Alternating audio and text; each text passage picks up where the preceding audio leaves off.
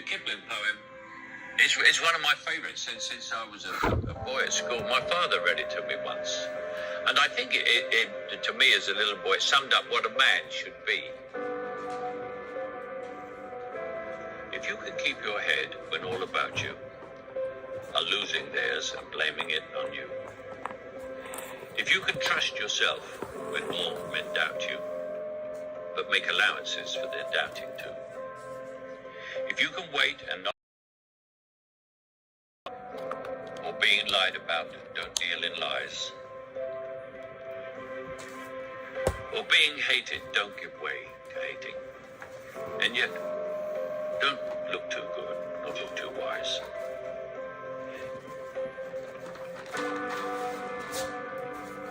If you make thoughts, it's the same.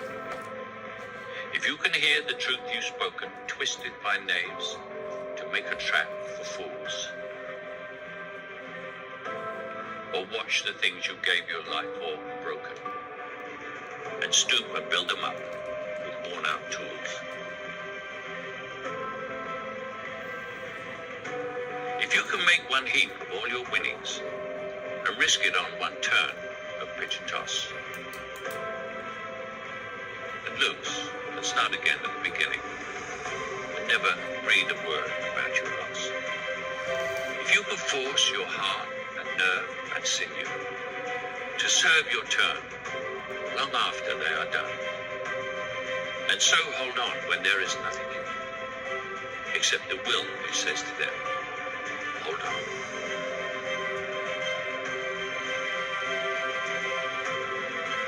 If you can talk with crowds and keep your virtue,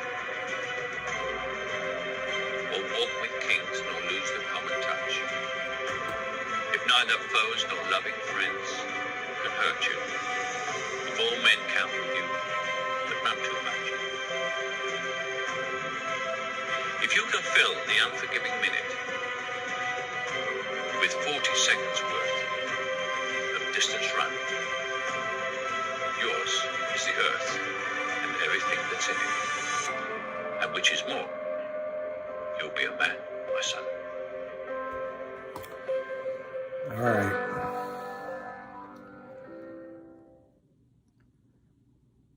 Obviously, that was from a different time and era. But it applies to women as well. Let's hang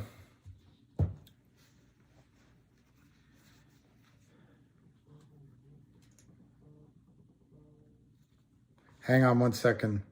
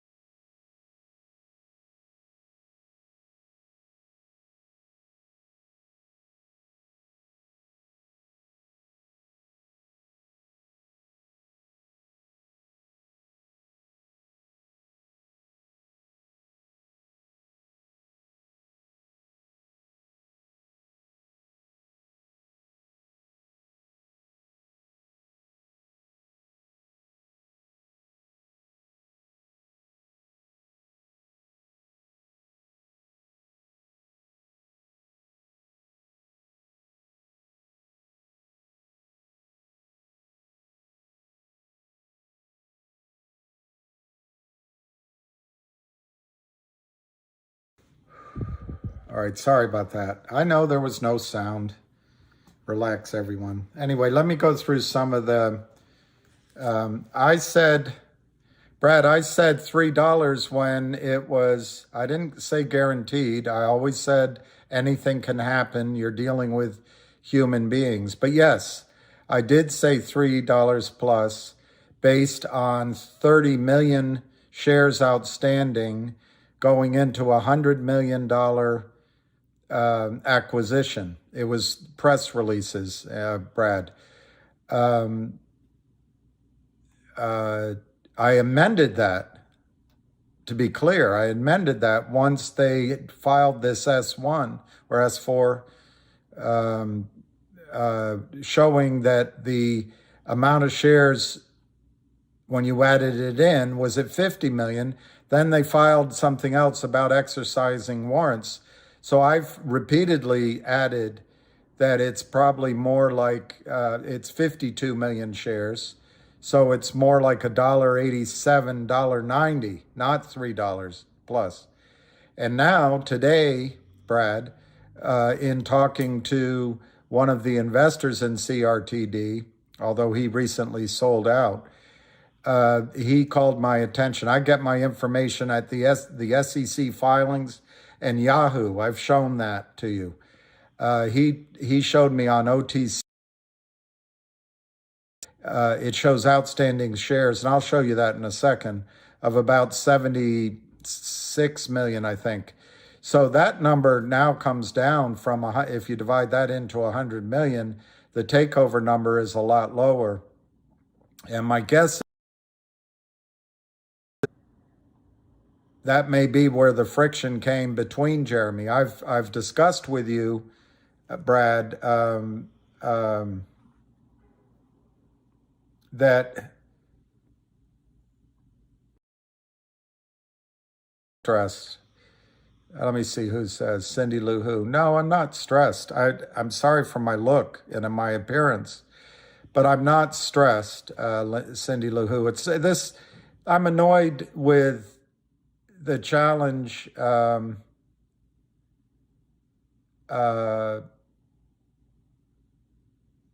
saying that I guaranteed something. All of you should know anything I say on this is not a guarantee. I cannot control other people's decision making. And it's just, well, number one, well, he might not be better than the Greek. I don't know. Somebody's selling the shit out of the stock. Let's get our prices down. But Cindy, last night I was up until 5:30 in the morning. So if it looks stressed, it might just be that I'm, I can't do that kind of thing anymore and look fresh as a button. Let's just get some prices.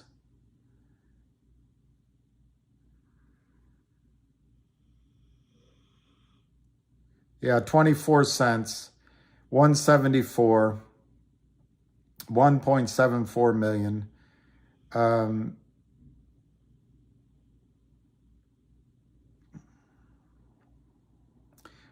Let's just get a couple more prices. GTII 147. And let's do CLNV and then we'll start talking. CLNV is 1148. Well, I'll answer questions. Why don't I go down? I have some thoughts, but let's just answer questions. At 3:30, hey, Leanne, I'm going right to the beginning. Eddie, you're the best. Hey, Sam, Aries Warlord, Basamo, howdy, Chip, Rich Frizz. Thank you, Rich. That was fun. You can tell Cindy Lou Who that I was up all night. All right, you guys, Derek, Big Willie. Hey, Black Bezos, what's going on with CRTD? I'll give you some thoughts, but Ham is coming on at 3:30. We'll listen to him. Jeremy's giving a space call at 3:30, so it's going to conflict. I can only do one, not both. So I'll listen to you guys. I'm inclined to listen to Ham, and then we can play the recording of Jeremy's afterward. But that's I'll take hey, Ric Flair. No sound. I know I was taking a call from somebody I thought could give me some information to help you guys and me. Terminated.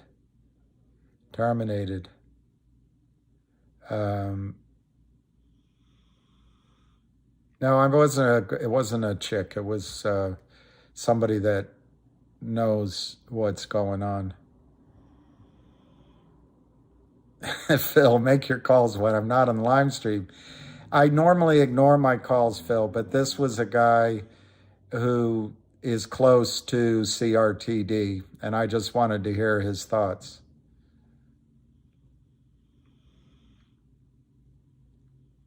CRTD, the end of the world. It is pounded into the ground.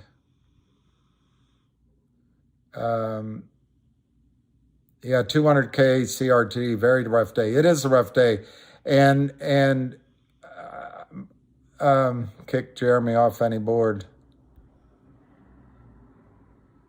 Lucid Heart Evolution, just saying deals often don't go through. I feel like too many people freak out prematurely. That's for anyone prematurely instead of prematurely. Just my thoughts. CRTD is screwed. No sound. A rub and a hug.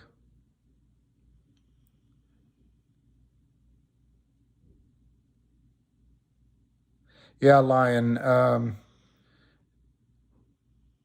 I lost a lot of money today too, Jack Wolf. I lost a lot of money. A lot of money. It's not, I didn't sell. So, but I lost a lot of money. That should have nothing to do with what I tell you or anything. I'm just letting you know that I sympathize and I'm experiencing it. There's Cindy Lou. I look stressed. Cindy, you're perceptive. I don't know. Maybe you're right. I don't feel any more stressed on, I'm not pleased with this news, but okay, I want to listen to Pro Street. Richard K. I bet you drive your wife to drink with that kind of sense of humor. Yeah, Cryptic. See, well, Shannon, I'm a little worried about what Jeremy might say on his call today about GTII, but I happen to agree with you. Nothing has changed. Hey, AC, thank you. So you know a guy. You know a guy. Yeah, ham call better. All right. So I'll try to Oceana. Hi, Oceana. I'll give you my thoughts. I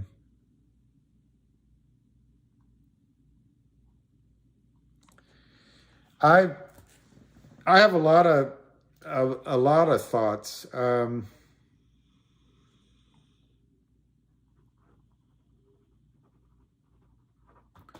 I have a lot of thoughts. It was in the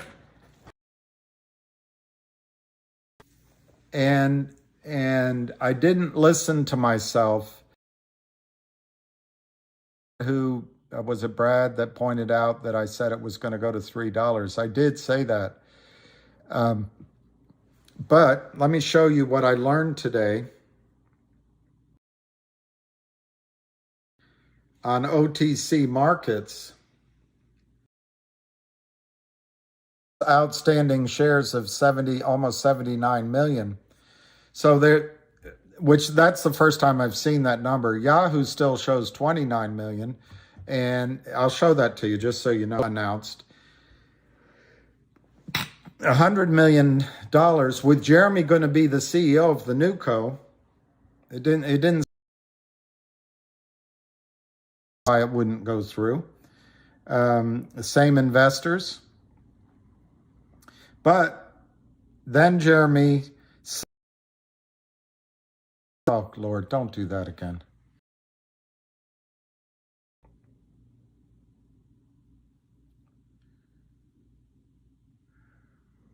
And it's taking forever.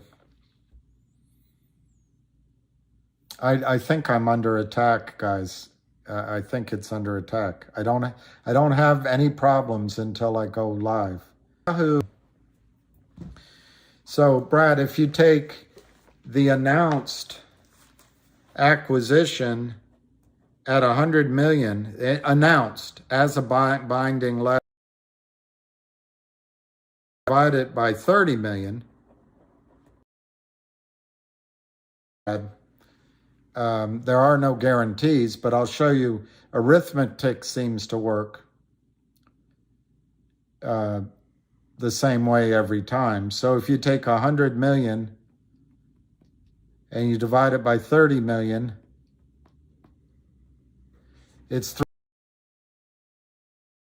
Since then, Brad, I've emphasized that they filed with the SEC that they papered up the agreements they made in the third quarter, and that the number of shares that they were issuing plus this added up to 50 million. Then they filed that they had exercised warrants at 20 cents instead of higher numbers. That added 2 million more because they reissued those warrants. They both exercised them and put the same number out. So it was 52 million. So Brad, the number I started using, 100 million divided by 52 million, was $1.92 a share as the buyout.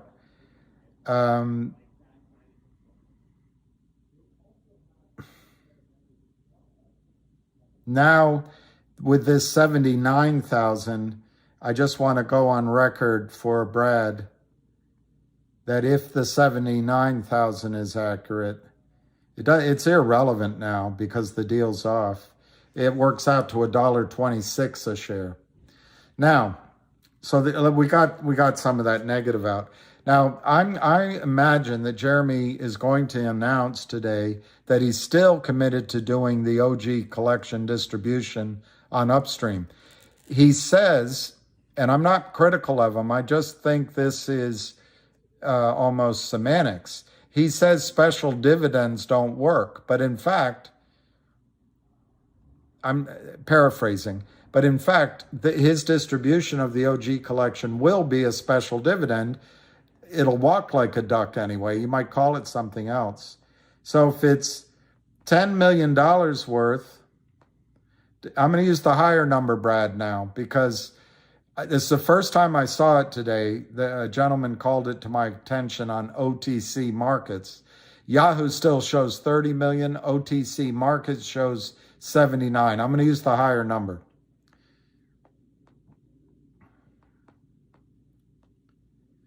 So that's 12.5 cents is going to be the distribution. The stock, I bet's at, I'm going to guess right now, the stock is at 12.5 cents.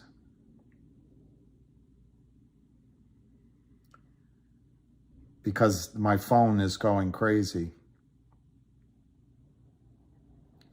Well, it's 20 cents. It's 20 cents. So buying now, which is what I would actually, I'm not recommending it, but if I had cash, I fully invested in it already. But if I had cash, I'd be buying some now, saving a little powder to buy it if it goes lower. You know, so I would probably, if I had cash that I was willing to punt with, I'd probably use half the cash to buy it now. And if it went to 15 cents, I'd use a quarter of that cash to buy it at 15. And if it went back to where Jeremy started, I'd use the remaining core to buy it lower. What I think is, I'm trying to answer what are my thoughts on CRTD. It's down now 15 cents. It's down 43 cents. You're going to hear probably from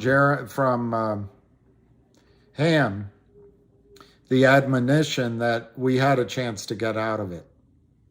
And that's true enough. But I didn't. So it's nice to know that I could have gotten out, but I didn't. That's a woulda, coulda, shoulda. Where it is now at 20 cents, the stock was as high as $1.74. If you want to stay in the stock and take advantage of this punishing that's happening, which I think is self-inflicted, but there might be a strategy. I think Jeremy's smart. He has a burn rate and he needs money. So I think he has a strategy. And I would guess that from here, it's going to bounce back up.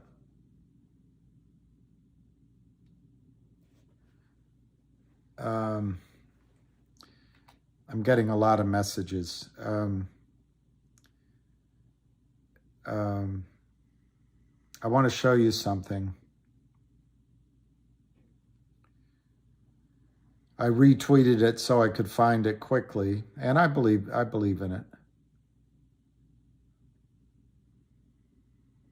Here's what Tommy Wang said today. Everyone needs to calm down. My group is large and in both companies. Both have great opportunities and plan forward. Not all deals work, but I am a strong believer both will execute. Give Jeremy time to do his job. The enemy is the shorts, not the companies. Then Tommy followed up by saying, nothing has changed. Both are still following the playbook and will deliver special dividend to force settlement and get share count. No one got into these plays for a merger. I think he's right on that. We're here to force settlement from naked shorts. We will keep trying new ideas until it works. And that's my main idea, guys, is I've been in GTII for over 2 years, in CRTD for I don't know, it's 5 or 6 months. And they at least with GTII, with Tommy, with Ham, they're trying everything to force a run on the stock. That's what's trying to be done.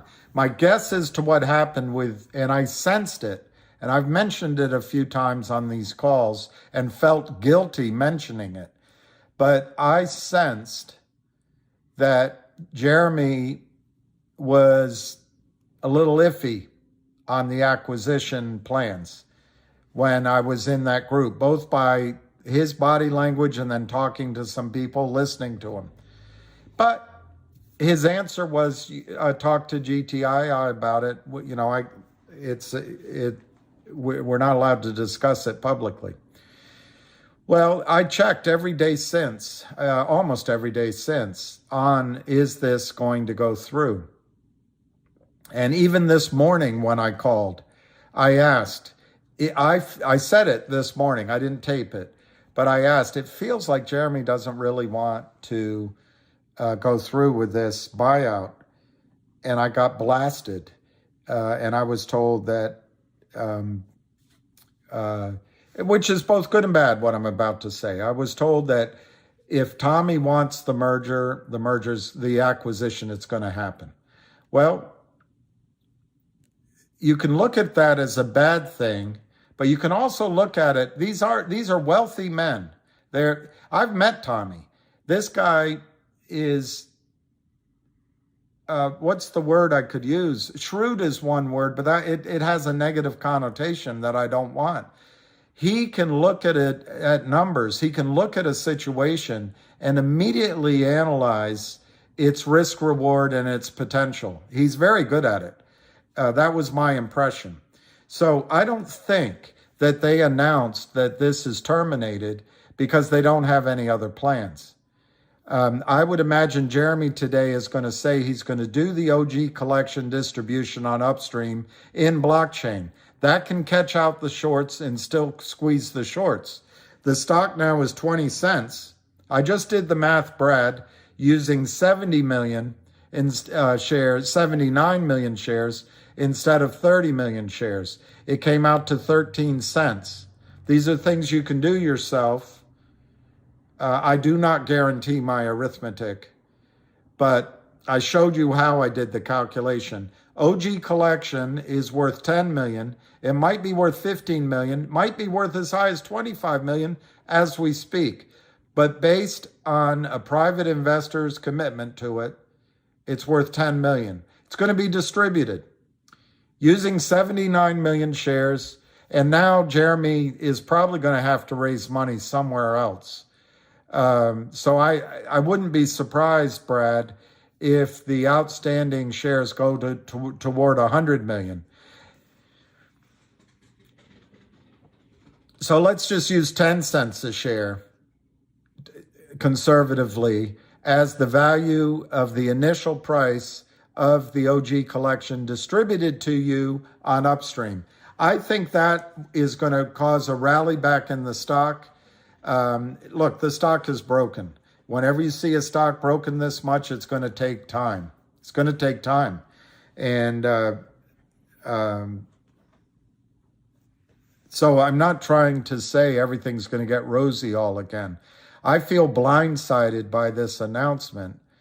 But Jeremy said on his space call that he was renegotiating. That's not his word. He said he sent a counter proposal. So he's renegotiating a deal. This is a hard negotiating man all of his life. And he's dealing with another hard negotiating man. And they probably said, no, we're not going to do it. Now, I want to give you a negative, and then I'm going to I assume we want to go to ham.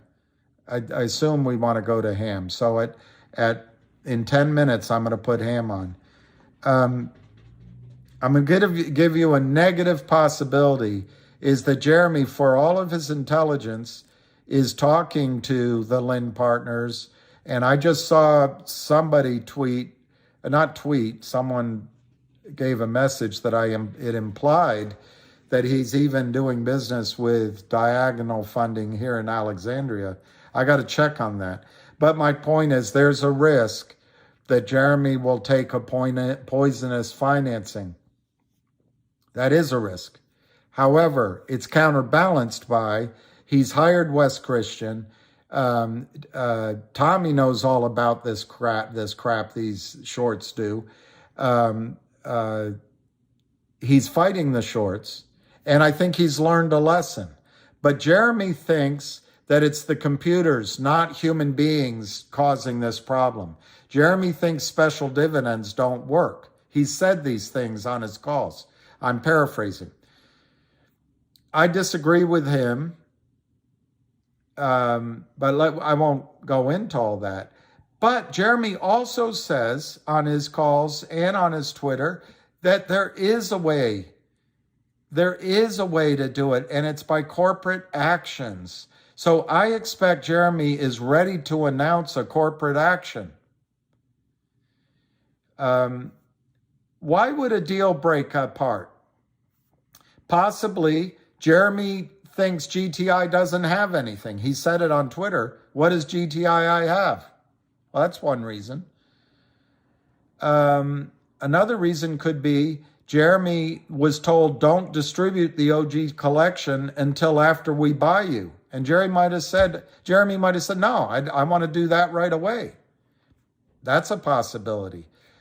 Jeremy may have asked for too much. And the brain trusted GTI, Jeremy might have said, you know what, Brad, I'll use the number I used in the beginning. Jeremy might have said, our deal was for $3. And now what you're suggesting is around, I don't know which number to use, $1.90. So why don't we make it go back to $3? And maybe GTII said, no way, Jose.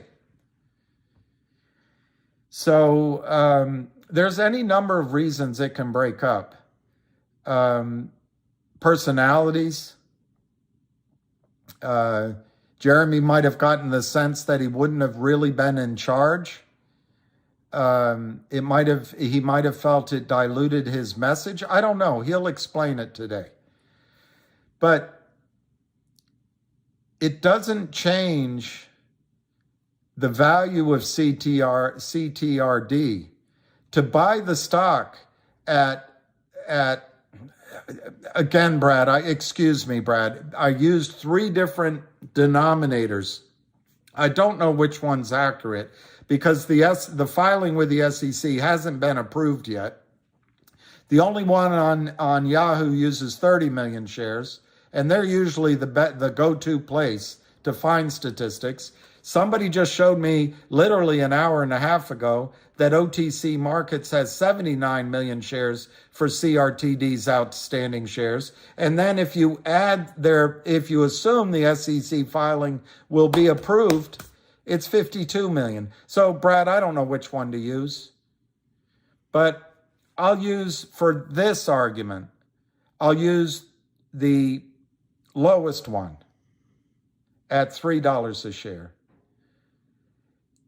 When GTII made that offer, they're obviously offering it at a discount to what they think the stock could be. And you can go down from there. You can go to $1.90 or down to $1.50. So my point is the value proposition in TD does not change. It does not change. Jeremy doesn't believe that per se that acquisition was going to cause a squeeze or the dual listing, but he has a strategy for uplisting to the New York that he would have done with GTII, which would have caused a run on the bank for the real shares. So my guess is Jeremy is now going to do that with CRTD without GTII. Remember, it's got ongoing revenues, growing revenues. It's distributing this thing on blockchain. It's got a courageous CEO that's fighting the fight. And I don't buy this rumor that he's going to reverse split. Even at 70 million shares, what he's going to reverse split to? 7 million? 14 million? It doesn't make any sense. There's not going to be a reverse split. The only thing you have to listen for now is who is he doing a future financing with. If he does it with anybody that has smiling faces and a fake website with glossy photographs, and inside the document it says, uses terms like value, I'm so tired, the VAR, the average price of a formula, looking backwards, and a discount, you're going to get screwed. If he does a deal with Lind Partners, you're going to get screwed. If he does a deal with Diagonal Lending, you're going to get screwed. But I don't think he's going to do that. It's just, is he that dumb? He's a smart guy. I just don't see him doing that. But smart people make mistakes. All right, 325, let me dial in. And then I will talk about GTII, but the only thing I'm worried as it pertains to GTII is if Jeremy says, he's going to say, I bet, GTII doesn't have anything. Well, I don't think people are going to respond negatively to that. When I first invested in GTII, I was told it was a piece of shit stock. We were investing in it because we had one idiotic short, Kurt Kramer, trapped. And since I got in, it went from something like 40 or 50 million counterfeit shares. It's now 325 million counterfeit shares. The FBI is after associates anyway of Kurt Kramer, and Alpine's in trouble. The story doesn't change with GTII, and GTII still has potentially, I put it at 55%, Brad, not 100%, not guaranteed, Brad. I put it at 55% that the Trento mine deal comes through. 1-800-Lawyers, Brad, should come through. I don't put it at 100%, Brad. No guarantees. But I put it at 95%. But these are probabilities. You're dealing with human beings. You're dealing with human beings.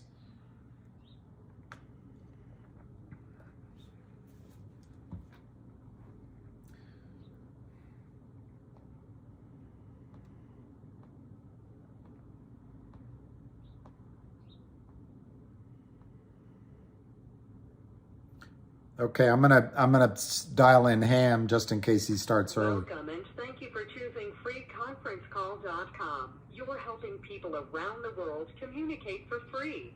Please enter your access code followed by the pound or hash sign. You know what? I maybe Cindy Lou Who's right. I can't remember the passcode. Let me just look it up. 376. That's it. 376.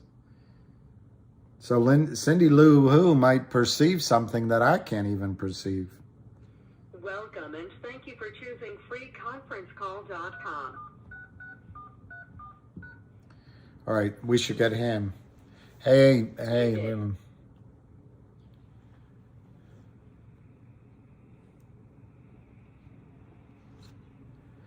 Hey, Jenny, why were people saying for GTII there was some small covering? I think there was covering today. I think they attacked it in the morning and then bought back in. It's really probably just moving around shares to pay each of the criminals off.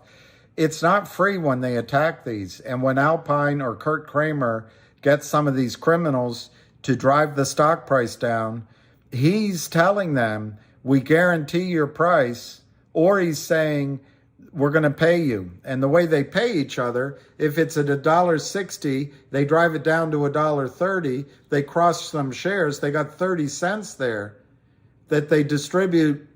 It's just paying out the loot. Who hurts? The prime broker. Who hurts? Any client that trusted them with money. These are not good people. That's my only worry about Jeremy, is he still sees good in Jeff Lind. Jeremy wants to be liked by Jeff Easton at Lind Partners. Jeff Easton at Lind Partners either didn't know what he's doing, so he's a patsy, or he facilitated what Benchmark's model is, which is to strip over-the-counter companies of their entire equity. All Jeff Easton has on his article is that he day traded Yahoo for 9 months.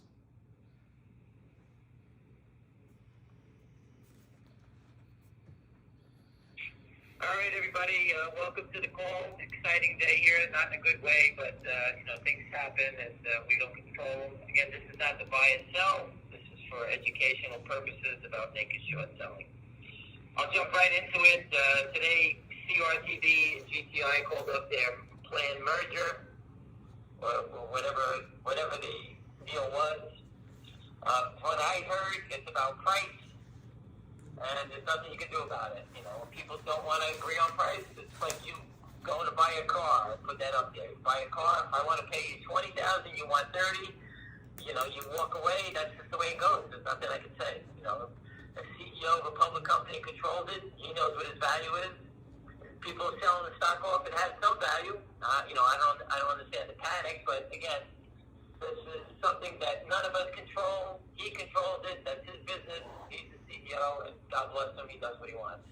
I know a lot of my friends own the stock.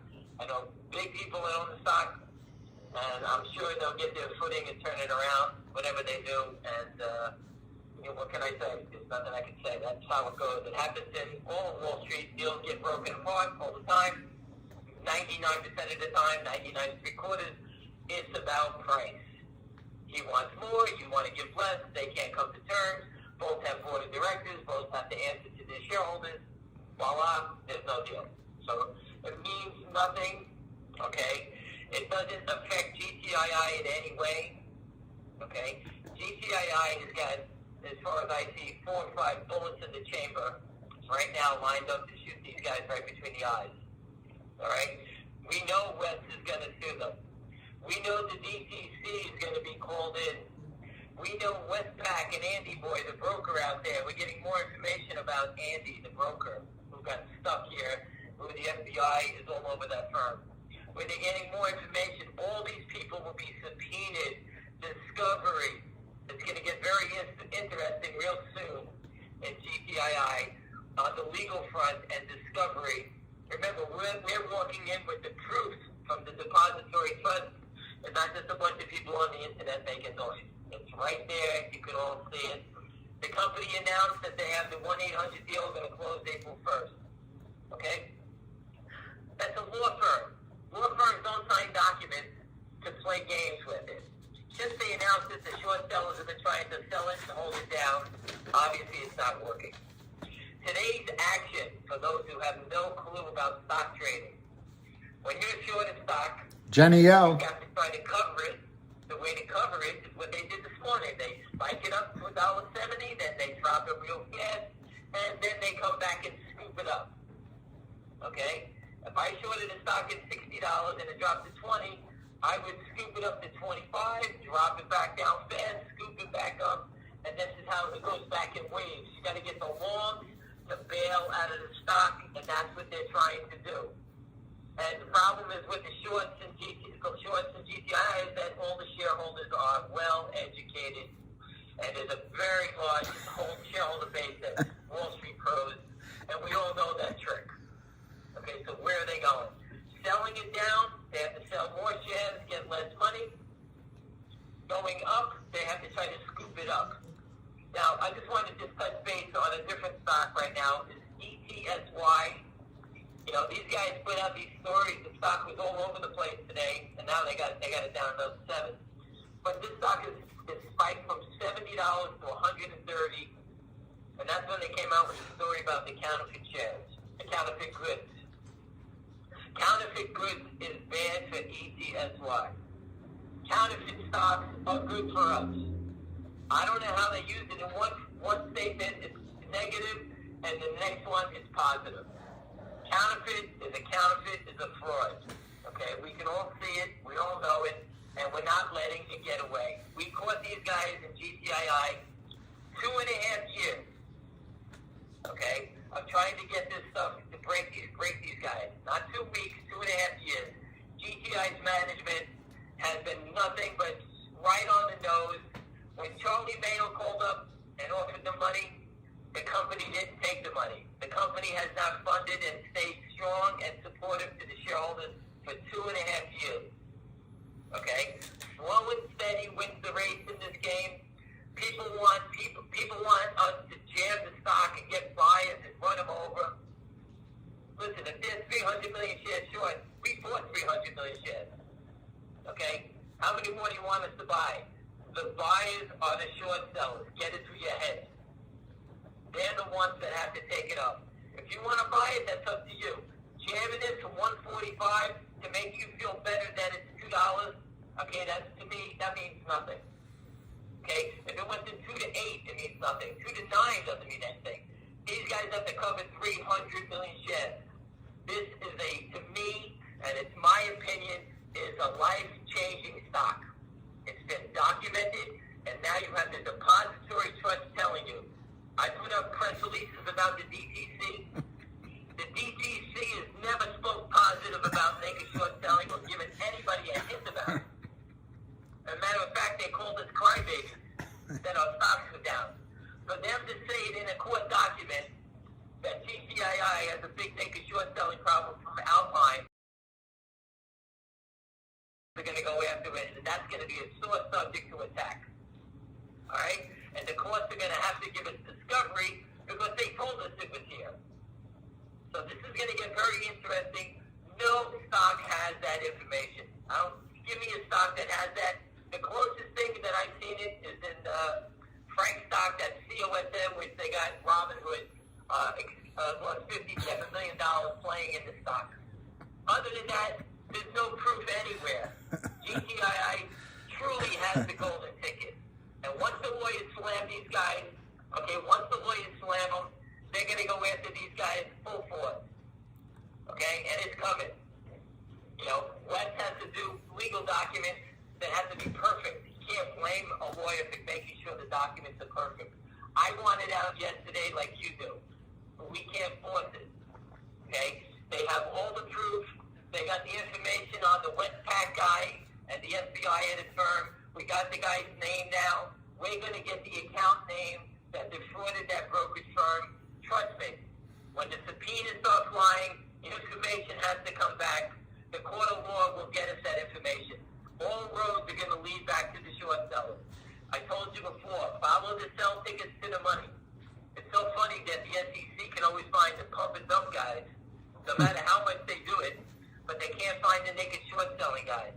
For example, like in MMTLP, a bunch of people were asking me about that. Again, I'll touch on that in a few minutes. Okay, so GTII, there's 100 things going in our favor here. Okay, there's like 4 or 5 bullets in the chamber that we can shoot at these guys. You know, we can increase we've been talking about it, kicking it around about company issuing another warrant when the other ones expire. The company is issuing dividends based off the lawsuit. Okay, there's 100 things that we can do to keep trapping these guys to get the proof. And once the lawsuit is filed, we have Share Intel, we have Tom Long, everyone following this. We'll have plenty of data as spoofing. I post it every day. It's the spoofs every morning. You can see it. Okay, the spoof number is 22,000 shares used by OTCX, GTSM. They use those platforms to actually hide. But again, how much longer do you think before West slams these guys? We've been talking about it. It's been on the tape. Gallows humor. It's right there. All right. I can't imagine it being much longer. All right. We're all sitting here waiting for it. The cake is done. It's in the oven. Okay. When does it hit the tape? What court system does it pop up in? Trust me, whenever it pops up, we're all going to have the actual document. We'll know what court it is, and we're just going to go from that point on. So again, at GTII, I can't say anymore. It's all right there. Remember, record dates like CNLV, and congratulations, Frank, for pushing the fight there. You know, these guys have a record date coming up. Good, bad, and different. Everyone who owns it is entitled to a dividend. Everyone is entitled to a dividend. If you own stock, you get a dividend. If you're short the stock, you owe the dividend. That's how you expose the $1 trillion depository trust settlement system. It's a complete fraud. All right, we all know it. It's exposed. The market's collapsing, and still the SEC should be forcing these guys to close all their positions out. All right, the market's in their favor, and they don't cover. Think about that. The market's going down. People are losing money, and they still don't force the shorts to cover stocks. All right, but we need to do it ourselves. Okay, the SEC is not going to do it. I've insulted everyone in creation and every government agency. Okay, they don't even come back and say anything because they have to hide their head in shame.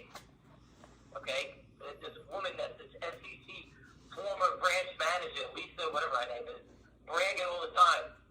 She's a disgrace. Stop using your position of power. Go out and do something.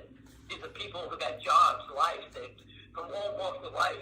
I posted Dr. Aziz, a famous surgeon at LA, worked on oncology, saved people's lives, and yet the SEC let this guy who saved people's lives to steal his money.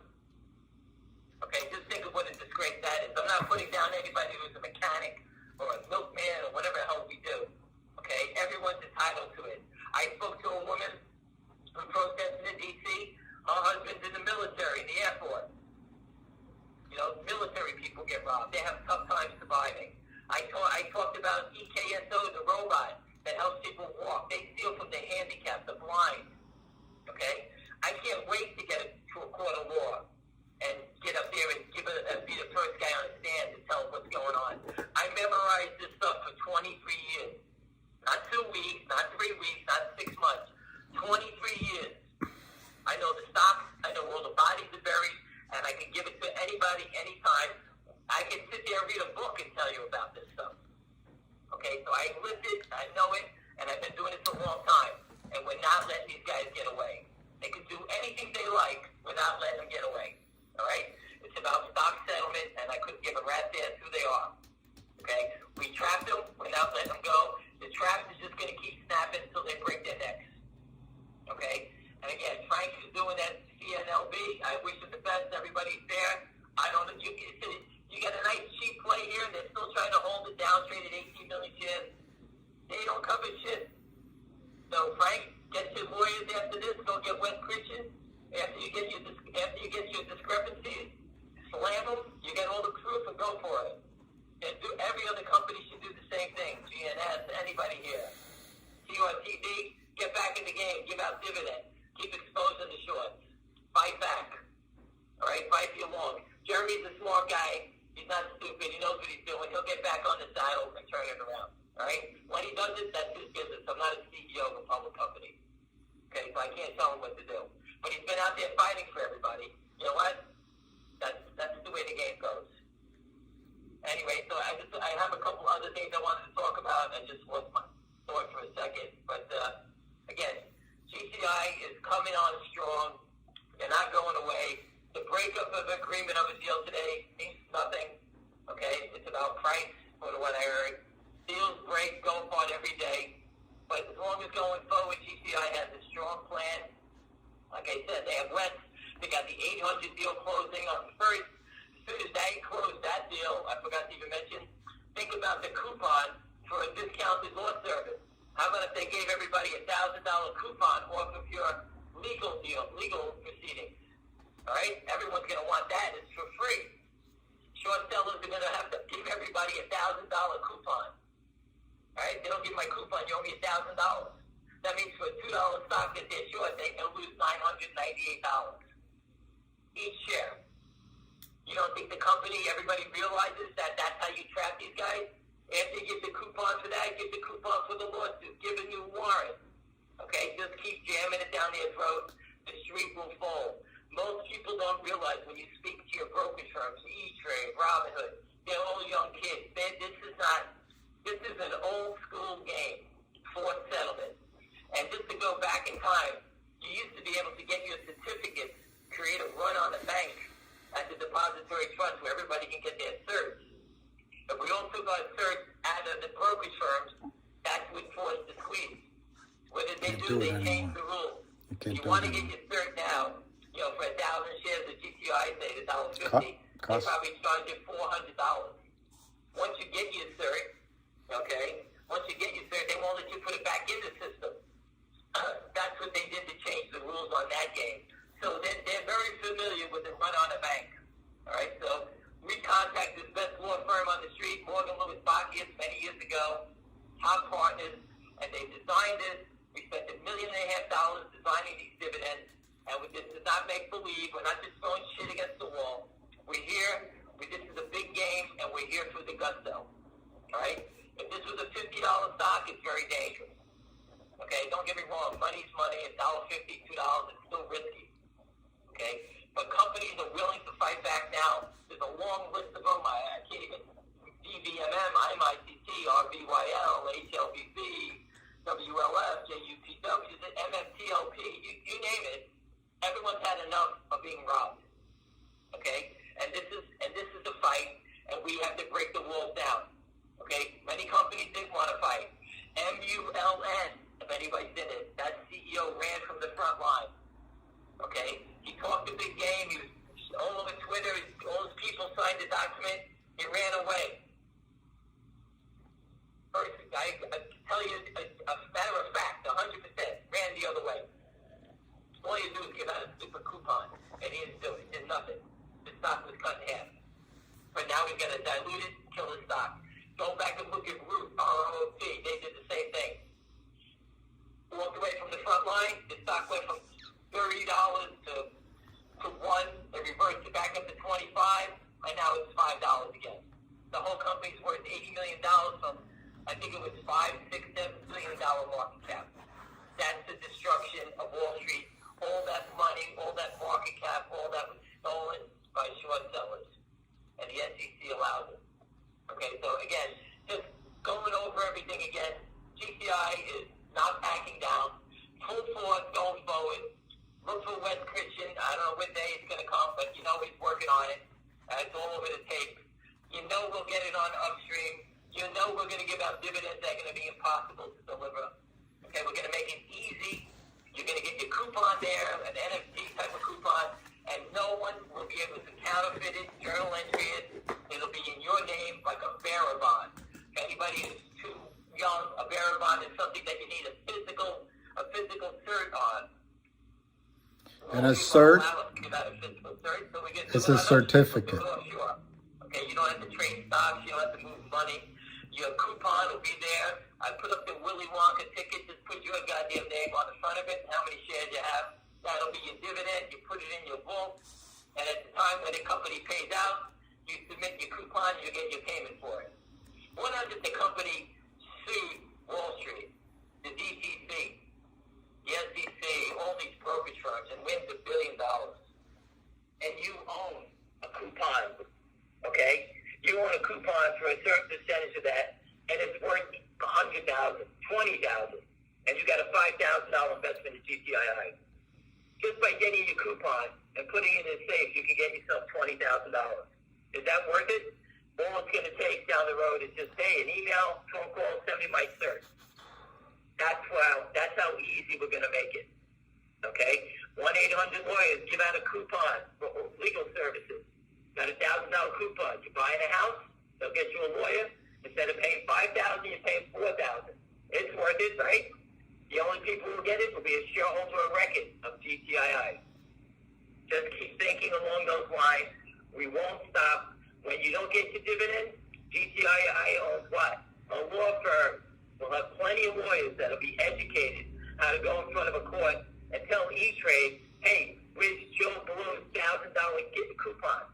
Well, Your Honor, who do you buy his stock from? We don't know. Who does he give his money to? We don't know. Why didn't you settle the trade? We forgot. Your Honor, they you're can't offered. even answer it in a court of law. All right? The lawyers are going to eat this up. And once shareholders get defrauded, then everybody can sue with the class action altogether. Because whatever damage it was to you as an individual, it's damage to the company and other shareholders. Okay, so the damages are just going to keep going off the charts. And the longer they let these guys keep playing and manipulating the stocks like they do, the damages go up and up and up. Okay, GTI has been a solid performer. It's got knocked down, attacked, it's done, you name it. This stock has taken more punches than any boxer I've ever seen. And it's still standing here. There's smart-ass people all around it. I have calls with top guys every day with ideas. Every day. It's not just us smoking crack, coming up with an idea, looking at the wall. Okay, there's smart people here with Wall Street experience that worked on the street and understand everything about it. There's lawyers, everybody. Okay, this is not Crackhead Institute.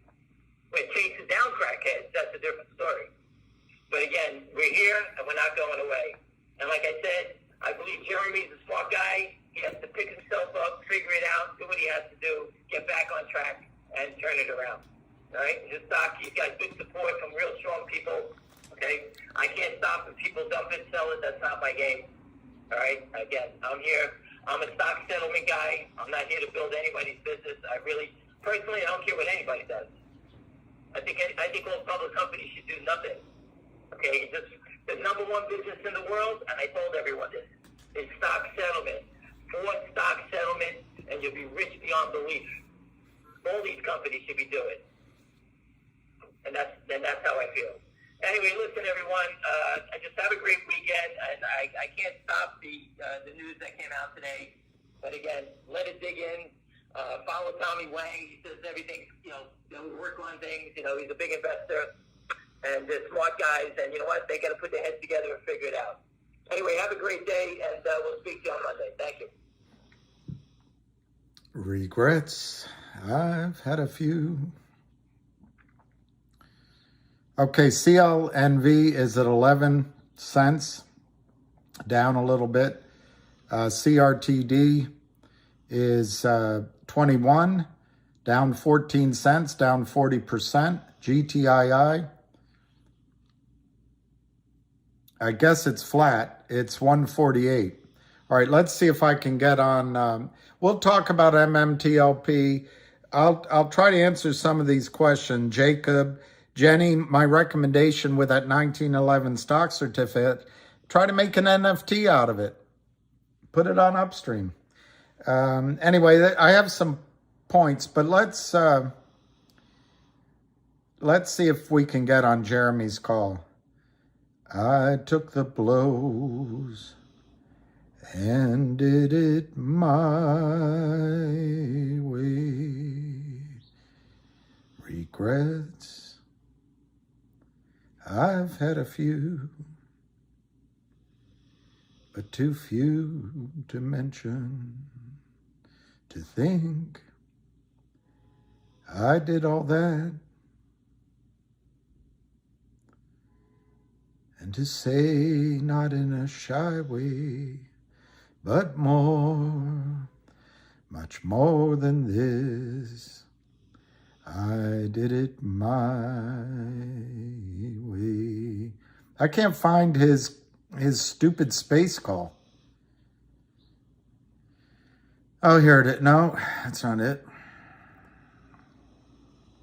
Where is it? I guess I've got to go to CRTD.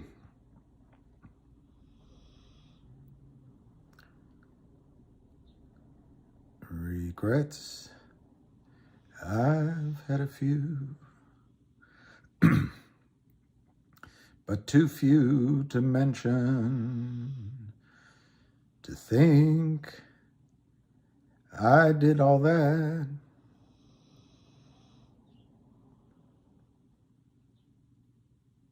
okay, here. We're going to start listening. Start listening. And listen, I'm being clear to all of you. Upstream is a step in the right direction. Everyone has to learn about Upstream and what to do with it.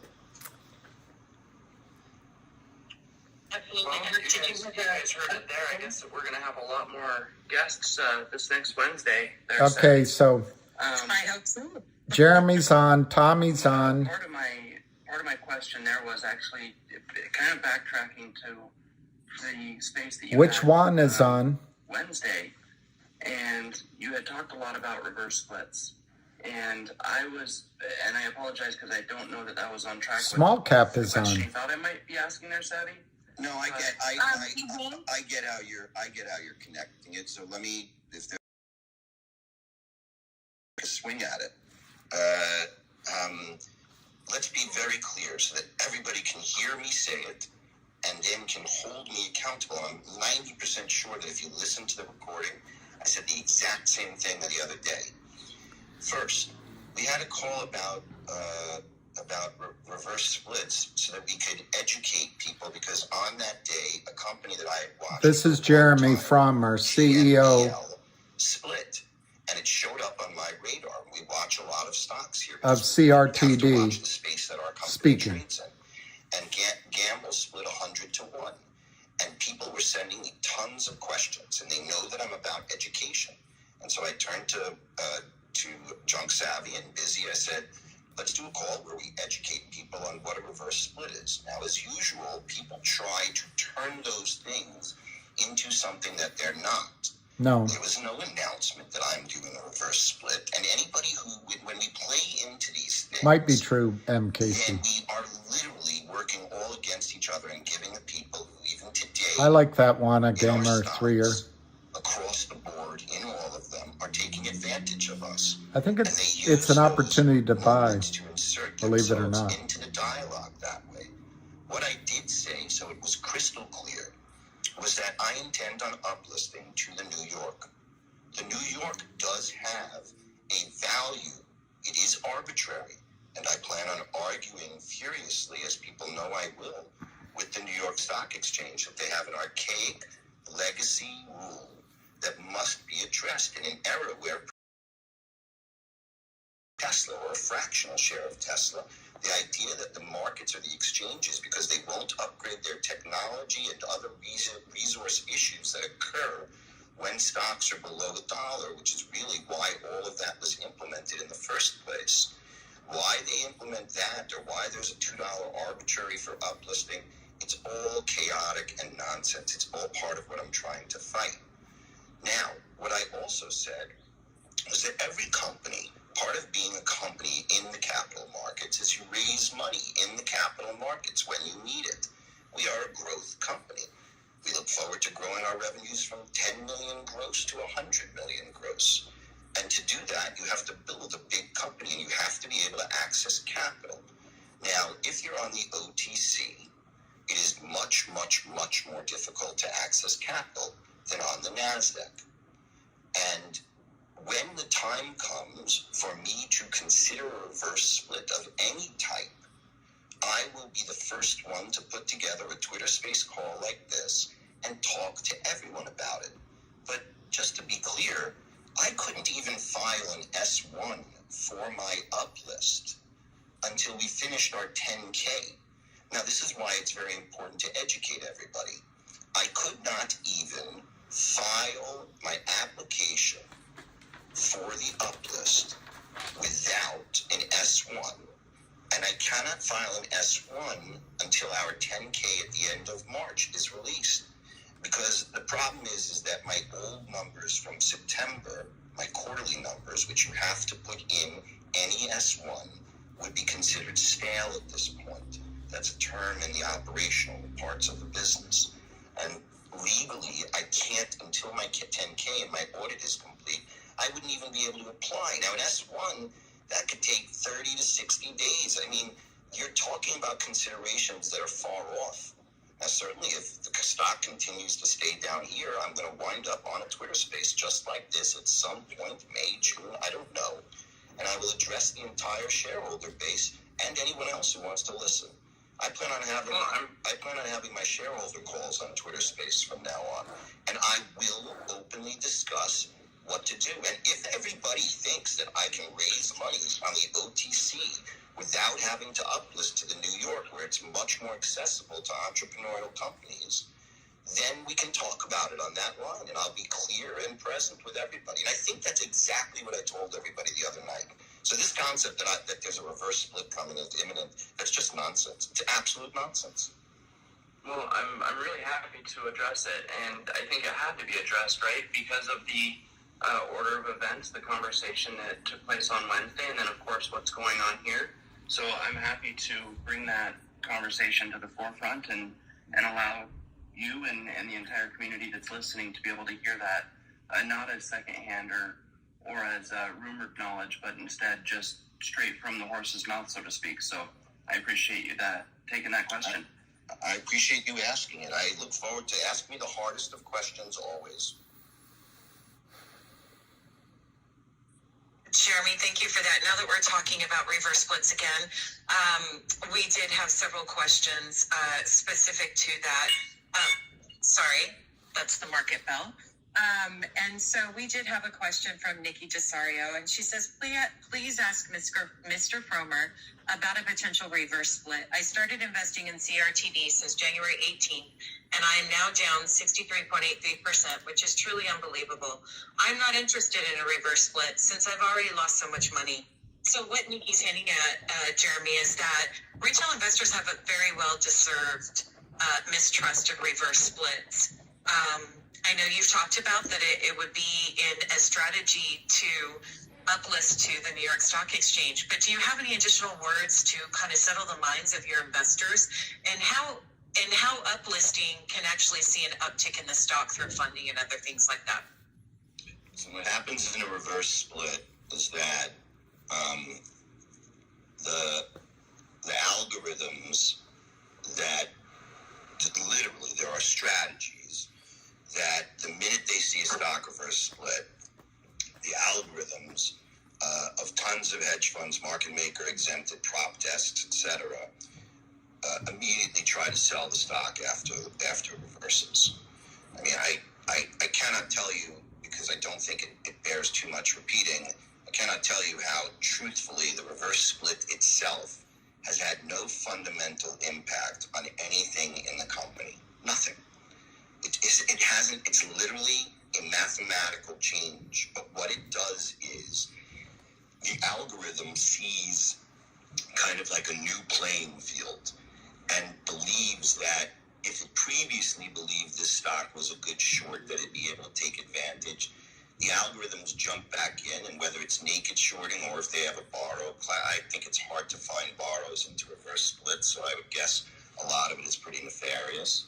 But retail investors certainly have a right to be upset that you're angry at the wrong person. The person isn't the CEO who's forced into that situation. The CEO is really trying to protect you. The CEO is trying to protect you. What happens is the machines exploit the opportunity, and then others play into it. It's propaganda.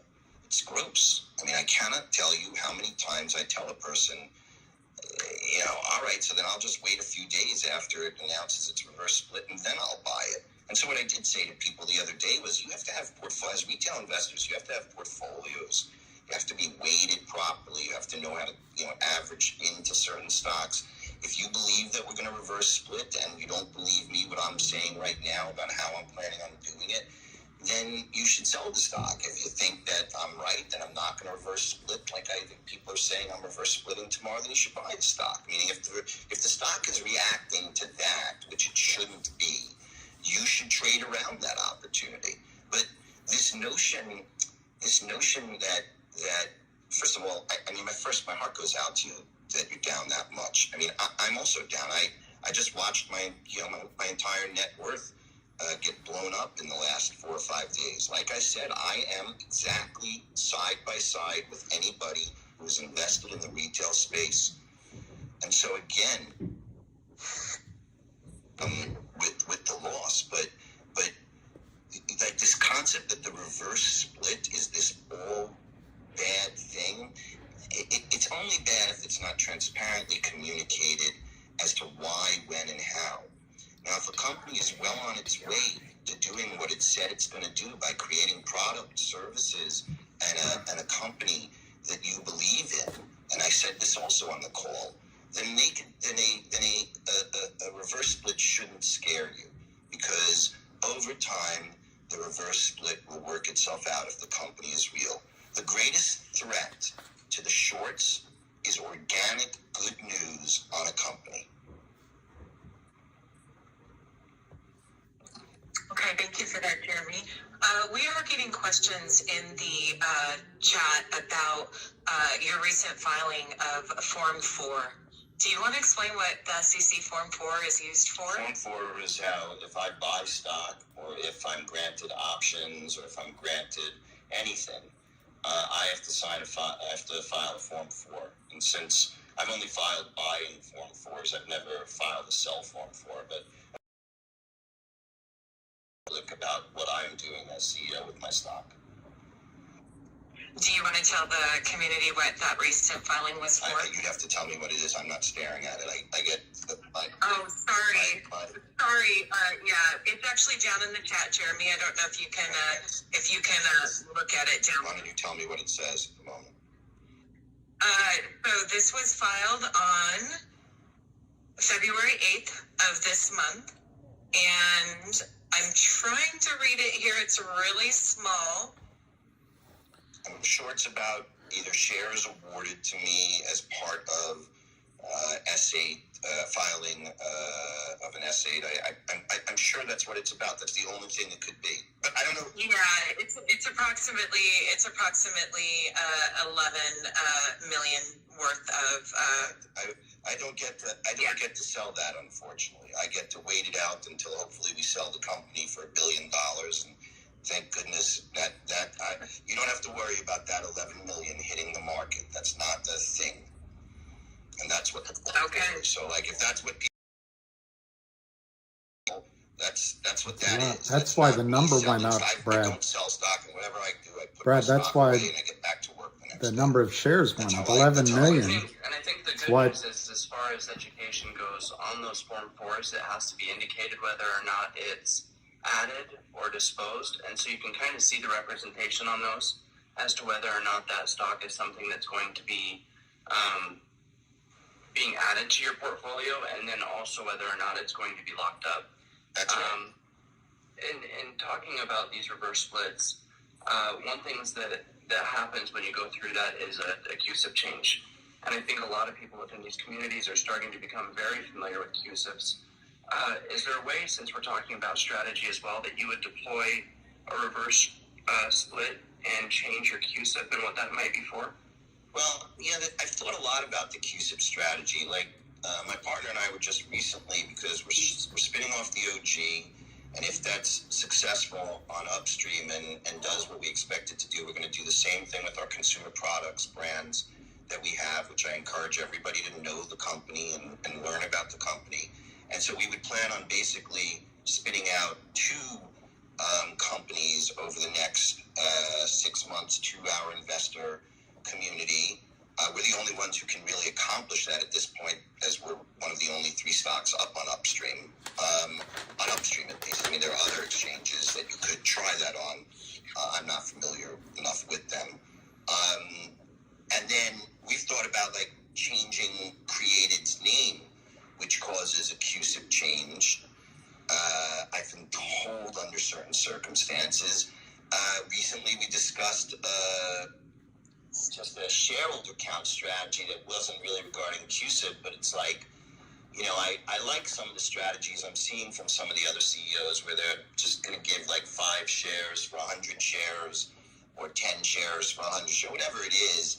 I think shareholders should be constantly rewarded, particularly the long-standing shareholders, and you do that by figuring out who really owns your shares on the record date, and then everybody kind of ponies up the truth about who's been out or who's in. Like, there's nowhere to hide them.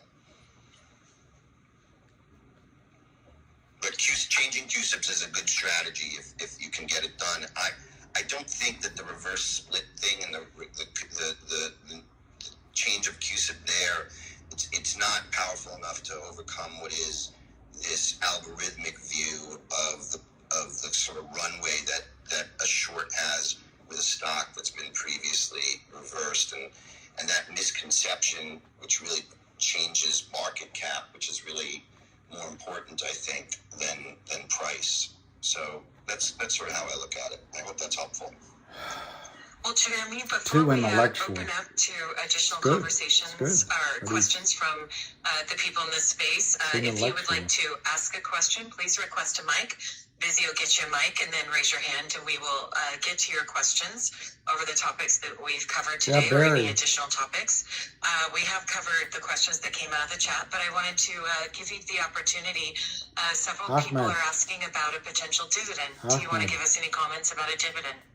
Yeah, as I just alluded to, I mean, I am in talks every day about these things.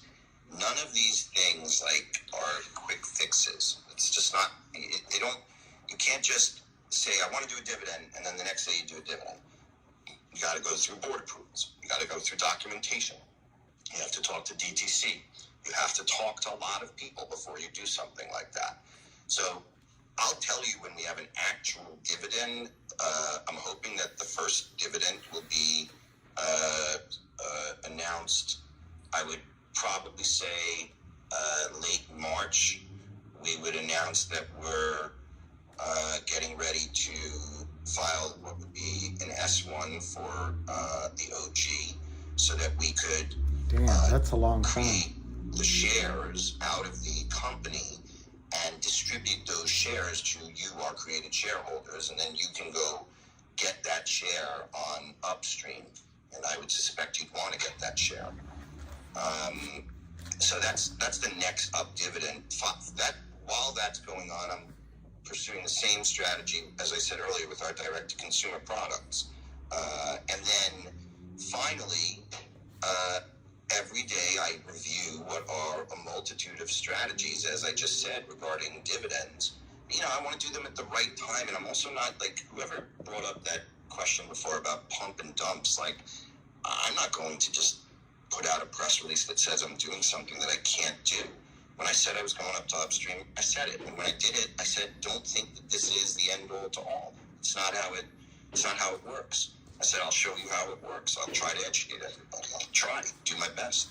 So, I'll let you know when we have a real dividend announcement beyond that, but I'm not going to just put out announcements that I don't know whether or not, when my board says something that is real to do, I'll tell you that I have something real to do. But at the moment, it's the ones that I've named are the ones I have piled up in front of me right now. It's a lot of work. Well, no, Jeremy, of course we can't break any news on a space like this. But I think just the understanding from the community that it is something that is actively being talked about and considered. But let me ask you a question, Jeremy. How is the debt situation with CREATD? And this question is from Win, how's the debt situation with CREATD? And are you able to offer a dividend if there is debt within the company? With debt in the company, and all companies have debt. Part of being a public company is you have debt and liabilities. Ours are public in our Q's and K's. The company is. I'll try to ask a question. They're about how it is capable of trying to. They're not giving me a microphone. That's called balance sheet management, and so we do that, and we have no problem issuing a dividend if that's the question. I guess they are. Okay. Speculation that in the restructuring of AMC's debt, I know it's not CRTD, but I think that's where the question may be coming from.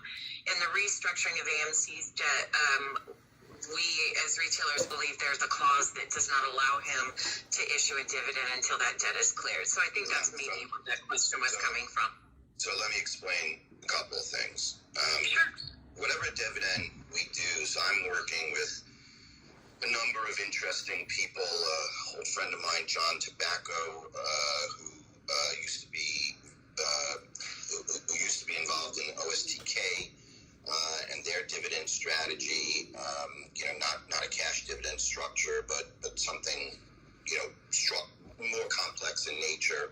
And so we're always looking into those type of opportunities to do a piece of debt.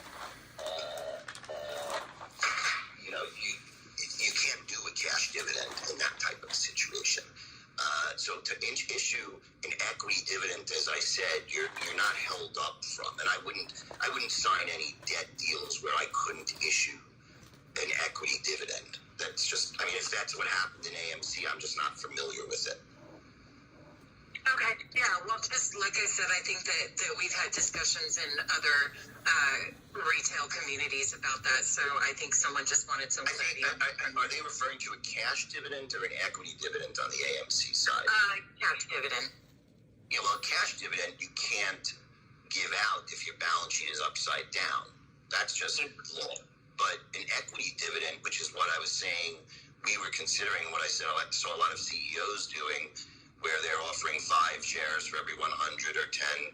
That's a real strategy. Absolutely. So, Jeremy, are you ready for some questions? We have some hands up in the chat, and let's get to some questions. First of all, let's go to William Ferrand. William Ferrand, welcome to the mic. Hey, Jeremy. It was a pleasure meeting you. I don't really have any I got a couple questions maybe, but I don't want to give you hard questions because I understand a deal can fall apart and it doesn't change the value of your company. So I guess maybe I'll ask you 3. Can you talk about value per share of your company is, regardless of being bought out? 2 is, can you describe what I think is really exciting, this dividend you're going to distribute on upstream blockchain? In a way, it's a special dividend, even though I think you're a little skeptical about special dividends. But I'm a little confused how many shares ultimately you have outstanding. So it'll be either 19 cents, 13 cents, or 25-cent distribution at the start. But I understand also that you had an investor in at 10 million on that. It could be worth 20 million or more. So that's exciting. And the final thing I want to ask, and I'll probably have other questions, is can you discuss I think the number was 375 million counterfeit shares that Tom Ronk, or failed to deliver shares that Tom Ronk found out for you, how that happened, and if you're going to stay away from financings that have toxic formulas that look back on your trading in your stock, or give warrants or any kind of thing that allows these criminals to short against your stock. I have a difference with you slightly. I don't think it's just the algorithms. I think these men intentionally defraud your investors and the market by using the cover of these poisonous financings. Those are my three questions. And by the way, I'm on your side. I'm not upset at all. Thank you, Bill, and I enjoyed meeting you down at ISE 2023. Yes. So let me first address, I think, the first question, which spinning out actual to the created shareholders. I'm not skeptical at all about dividends, by the way. That's something that I want to clear up. I am skeptical of that impact of a special dividend, meaning versus, so I have a certain amount of time I can spend and a certain amount of things I can do and a certain amount of legal team allocation to do things. And so for me, the best way to crush the fucking shorts in Created is for me to spin out an operating company on blockchain that has real tangible value to each and every shareholder of Created. I am excited to do that both because of the value it will create to shareholders, whatever that value is you articulated. One doesn't know, it's a moving target. But I'm excited about it for that. I'm excited to see how many people really unite to open up accounts to claim their dividend and push the shorts over the edge. I am excited about all of that. I am excited to be one of the first companies to ever be on Upstream and one of the companies to first be capable of taking advantage of these kind of structures. And second thing you asked me, you'll have to remind me again because I was still focusing on my answer to you first. The second one had something to do with you and I disagree a little bit on where this is all coming from. Well, yeah, the third thing I asked was about the massive counterfeiting or failed to deliver, and you think it's done just because the computers match buy tickets. I think it's intentional by the criminals, and I was just asking about that. Listen, I have a company that I believe is fundamentally a strong, good operating company with a great team, and I believe that people have bought the stock because of those fundamentals. And I believe that, like I have said on many an occasion, that the inflow of capital into the retail investor community over the last 7 years has statistically been off the charts relative to previous years. And that a ton of that money went into the microcap space. And over that time, a ton of stocks, a ton of them, including mine and GTIIs, have had actual questionable behavior from the short side. But if it's just the computers, why do the stocks go down? Responsible for that.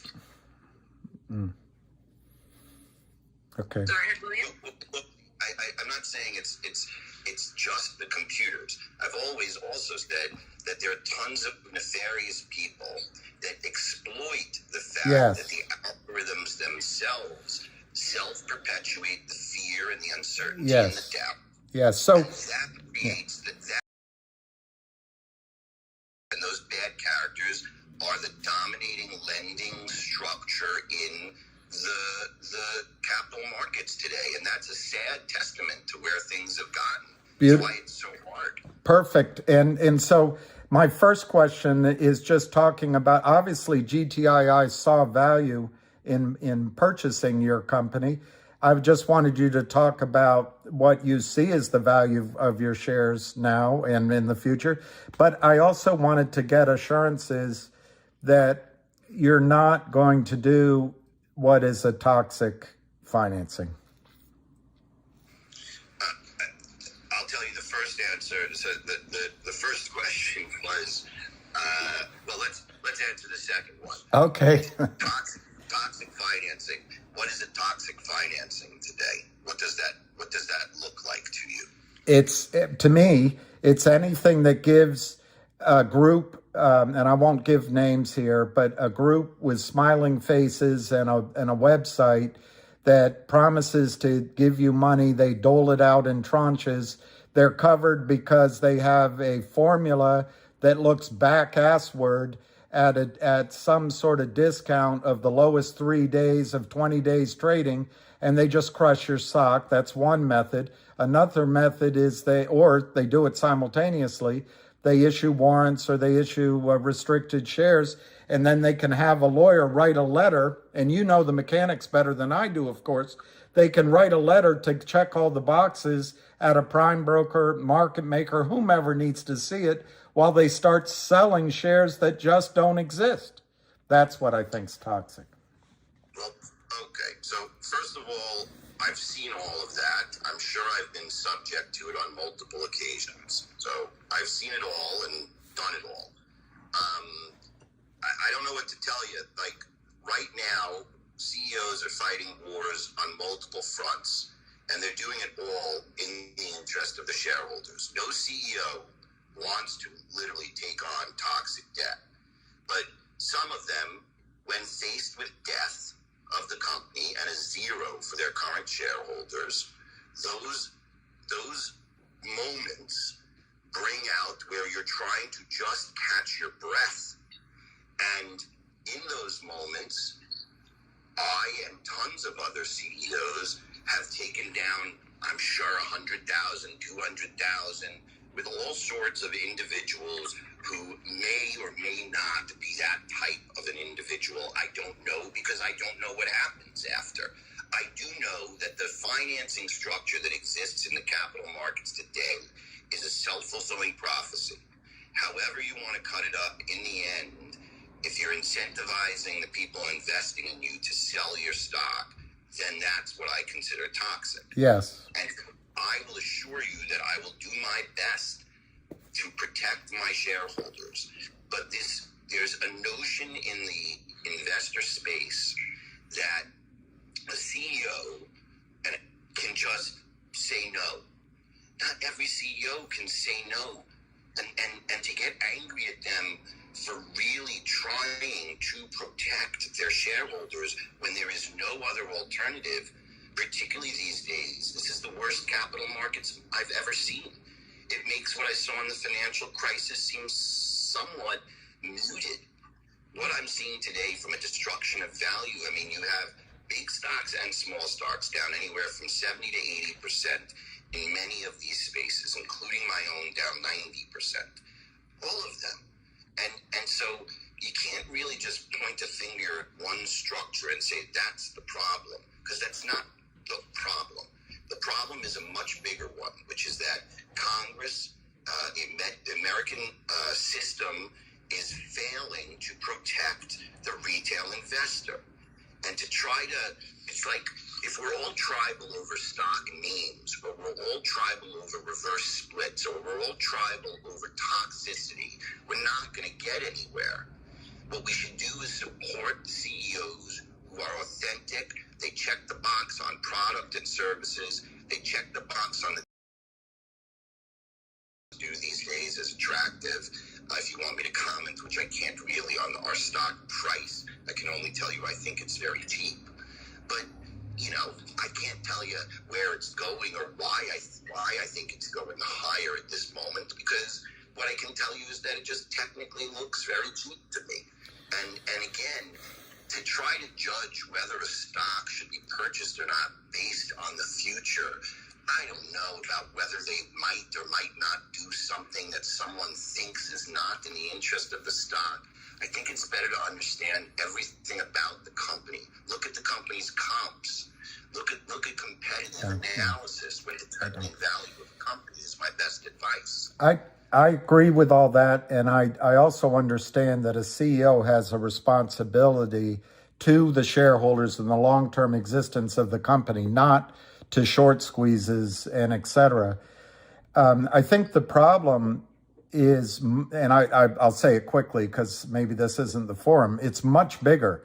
The over-the-counter markets, I think you're old enough to remember, I am, used to be vibrant sources of capital that young companies could tap into. They could use their stock certificates as currency. That's been eliminated now because big, like a Merrill Lynch or any of these other banks, they don't let retail clients own stocks below $5 or $6 or $7. Institutions don't buy them below a certain market cap. There's no research. And in fact, if you move your account in, they tell you to sell it. So it just becomes impossible for CEOs to find financing other than through this inefficient and destructive mechanism that criminals take advantage of, and take advantage of the investors and CEOs.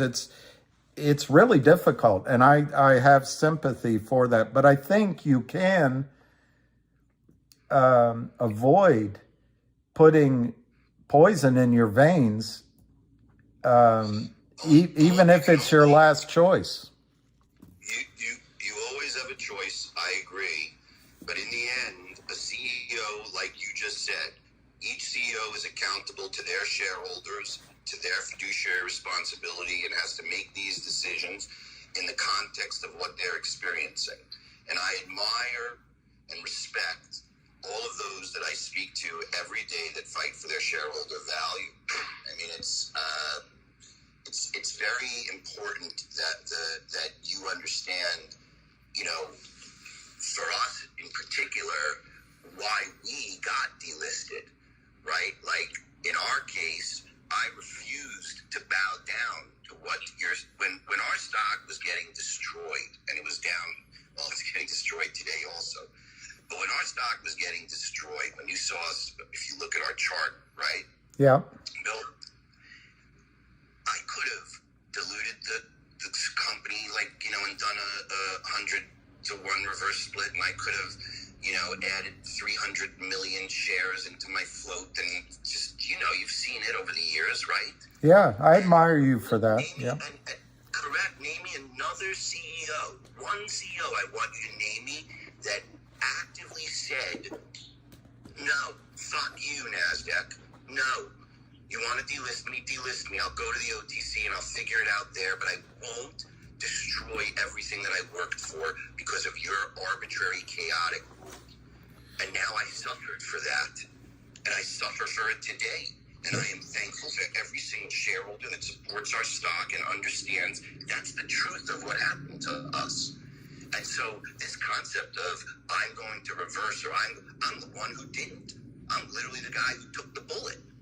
Now, Right. Since then, I started, the minute I took the bullet, you and all the people on the phone know, I started doing nothing but championing the cause, period. And I won't stop. I won't stop championing the cause no matter where the stock goes, no matter how many nefarious people come out of the woodworks, whether it's the machines, whether it's haters on Twitter, it doesn't matter to me. I'm fighting for a bigger cause now. I'm fighting for my family, my friends, my investors, you, and for people to stop getting abused by this gross system that you are 100% correct about. Why don't we do another couple of questions? Absolutely. First of all, thank you, William. We always appreciate your questions and contributions. Thank you. I'm fighting with you. Yeah, absolutely. Thank you. Minnie Deb, I have a question for Jeremy. Yes, Savvy, can you all hear me fine? We can, loud and clear. Okay, perfect. Okay, so Jeremy, I have two questions. So I signed up to Upstream, and code the CRTD to get it didn't happen. Is there a mechanism to do that? Is that still available? And two, can you explain, when I'm looking on that, it shows the price of the stock at around 60 cents, what is that disparity between what I'm seeing in my TD Ameritrade account, where like today it's 22 cents right now? Yeah. What's that disparity about? Because I think that's part of the confusion around the adoption of blockchain, because I'm 100% with you that blockchain is how we're going to win this thing. We all have to demand the solution to the problem, right? It's already built. So how do we, what is that disparity, and how do we get that created NFT? Right. So do I need to get buy stock on there? The created NFT, no. Why don't you DM me, and I'm going to put something out, probably work with Busy and Junk Savvy on just like, I asked someone today to put together just a flow chart of work activity that people should do. Although I'm pretty sure, so the NFT thing, I can tell you, if you're having a problem, I have people that are working on fixing that, because a couple other people have called about it, and it'll be resolved. As far as disparity on upstream with Created, remember, Created is recently listed and very illiquid.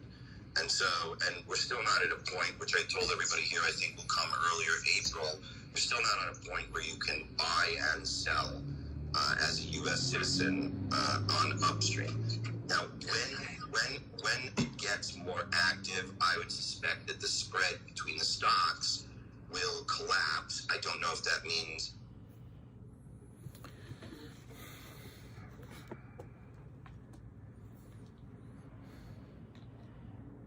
takes time. I think it's a very nascent and early stage market. Okay. Thank you for that. So I'll DM you about the... Yeah. I'll put you in touch with somebody. Yeah, thanks, Minnie. Yeah, absolutely. We're going to go with Fred. Andrew, if you still have your question, please raise your hand. But right now we're going to go with Fred. Fred, welcome to the mic. Hey, guys. Hey, Jeremy. Hey, how are you, Fred? Good. You're the one that convinced me with all your investment prowess to jump into Created, and here I am today. And I'm just messing with William there. Now, William gave a very good argument one day on a YouTube channel.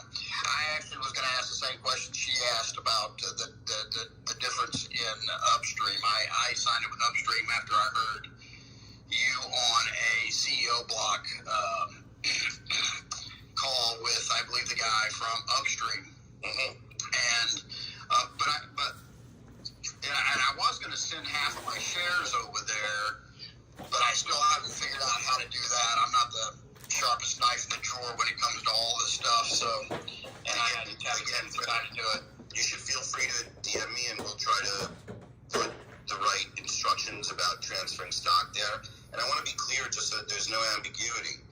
If you send your stock there, it's hard to sell, right? Like, I realize that. I want to sell it. Right, like that's the thing about, if we're going to win, at least. If we're going to win, then I'm going to need as many of us to take that float out of the trading environment. And if we're going to win, then like the previous questioner just said, like, blockchain really is one of the ways this all works out. It really is, and it's just got to be implemented over the right period of time. I mean, I was someone who used to scoff at that concept. Like, literally, I was the opposite.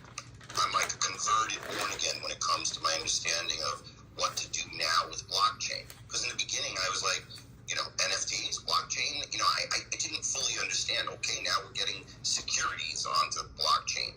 And once we do that, the criminal element that's at least involved in one side of this will be restricted based on the fact that there's just not as many shares there.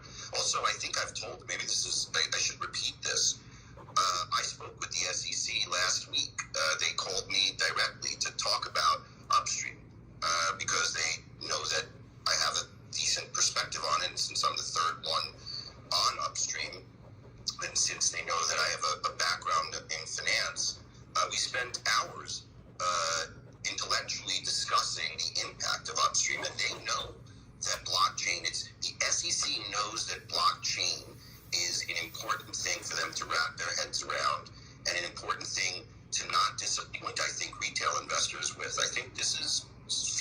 appeal to me.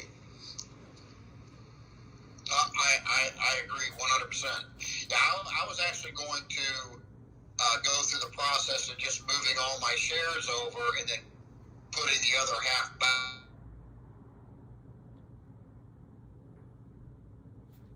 It seemed like that was what y'all were suggesting to do. So when you do the OG spinoff, because otherwise, That's right. The OG spinoff, if you're there, like, yes, you can still get it if all your stock is in the, Fidelity transfer agent. Whereas if you're already on upstream, I'm just going to drop the we call the spinoff a special dividend. Again, I don't want to get caught up in semantics. Yeah. That's literally going to get dropped into your account. So I'd probably be better off just taking them. As I bought more. I just bought more while we were talking. Well, you just struck a chord for me, actually, which is one of the things I love about these collective spaces. If people really need to see this, I can figure out some sort of a dividend to just put on upstream. I mean, we have lots of great products. We have lots of great kind of businesses we're involved in. One thing, if there are any people who are writers on the call or creators or vloggers, I know a lot of you know that what really is CREATD. CREATD is its flagship product is called Vocal, and Vocal has a subscription cost. I guess one of the things just hearing you speak is I would love to give to all the upstream shareholders a special dividend that just gives them a free coupon for our Vocal platform, for our DTC products, for a lifetime membership on our Vocal platform. I mean, I could try any of those things out. Up until hearing all of you, and you're so inspiring to me, that have opened up the upstream accounts, we are the pioneers. So this kind of dialogue is like, all right, you've got me now. I'm thinking, let me give you guys all something so you can see it get deposited in your account. Because when I hear you talk about, the other guest speaker was just talking about the NFT, maybe we should do a bunch of Vocal NFTs and just constantly test the system. And because we really are the pioneers, we are the group, all of us in CREATD, who are moving into the upstream world. We're doing it alone. Hopefully we're going to be followed by all sorts of other companies, but right now we're standing here together. Yeah, I jumped into it, just the idea of just learning about it, and like I said, I invested in CREATD. Honestly, it was because of Williams. I was kicking around and doing my research, and then Williams pushed me over the edge on it because he had such a strong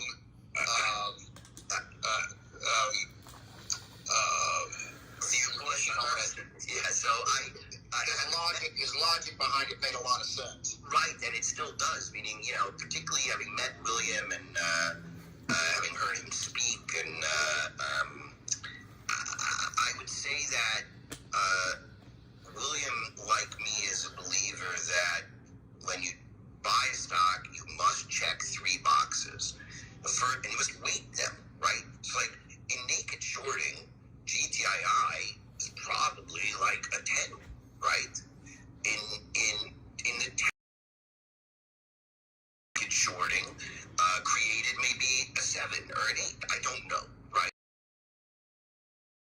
What are the opportunities business-wise? Whether it's OG spinoff or the growth of our Vocal platform or 1-800-LAW or any of those products and opportunities. Some of them, create tons of revenue. And then you check on the management team. Now, some people go the other way. They go management, product services, opportunity business, and then technical setup.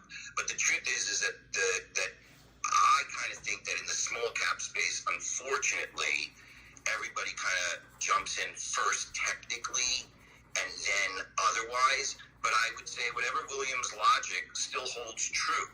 I'm sorry that my technicals are getting crushed as people decide they either want to continue to stay with CREATD or don't. But it really shouldn't be this whole tribal, I'm giving up on CREATD, I'm only here. That's not what I'm intending to do. That's not what I preach understanding. One, and I appreciate your support in Upstream, and I appreciate William's understanding of our company and what it does, and I encourage everybody to go to our site and, as an investor, look at what the company is. Look at what we do. Do your due diligence. Any other questions? No, I think we're actually done. Let me throw out one more, toss one more opportunity. If you do have a question, please request a mic and we'll bring it up to the top. We want to be respectful of Jeremy's time. First of all, Jeremy, thank you so much for the time that you spend with us and your willingness to ask or answer the hard questions and your transparency. We really do sincerely appreciate it, and it is refreshing in the CEOs. So thank you for that. Also wanted to let you know and give you an invite. Huckleberry and I we are hosting a weekly cryptocurrency and crypto, blockchain, and investing space. And so I think Huck would love to have you come and talk about dual listings of securities on those blockchain exchanges. So hopefully we'll be in contact with you about that. So, and honestly, Jeremy, I don't see any other hands, so I think we might be done. I think you just answered it all. I appreciate everybody's time, and at any time that you want to send me a direct message, everybody feel free to. That's the structure that I'm trying to build as a CEO with the retail investor community. Thank you so much for having me. Jeremy, really quick, Busy does have his hand up, so I'm going to send the mic to him. Anything for you, Busy. What can I do? Hey, Jeremy. So Wise Guys just pointed out that Overstock actually took to April 17th, 2020 to go from $11.98 to $121 when issuing their dividends. Just want to make you aware of that.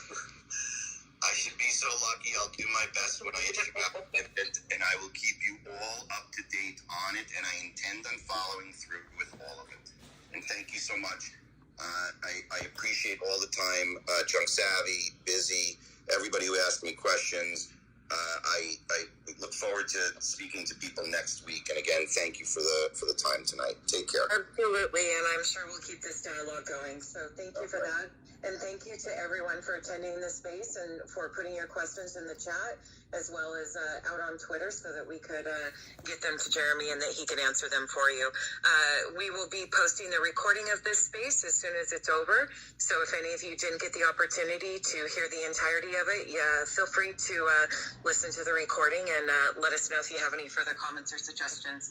But thank you, everyone, and enjoy your fantastic weekend.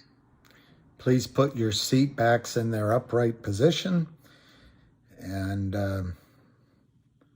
get ready for landing, and sit back and enjoy.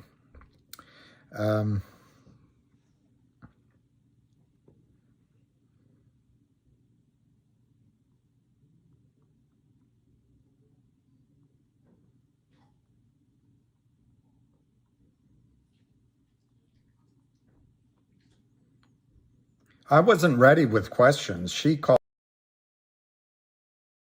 how it goes.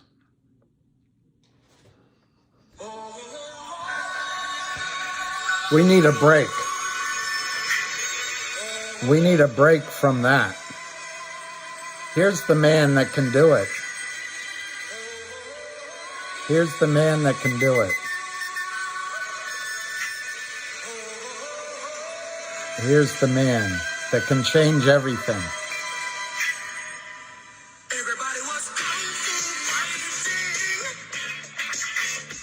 I won't listen to the whole thing. I just want to get it in your head. Everybody's.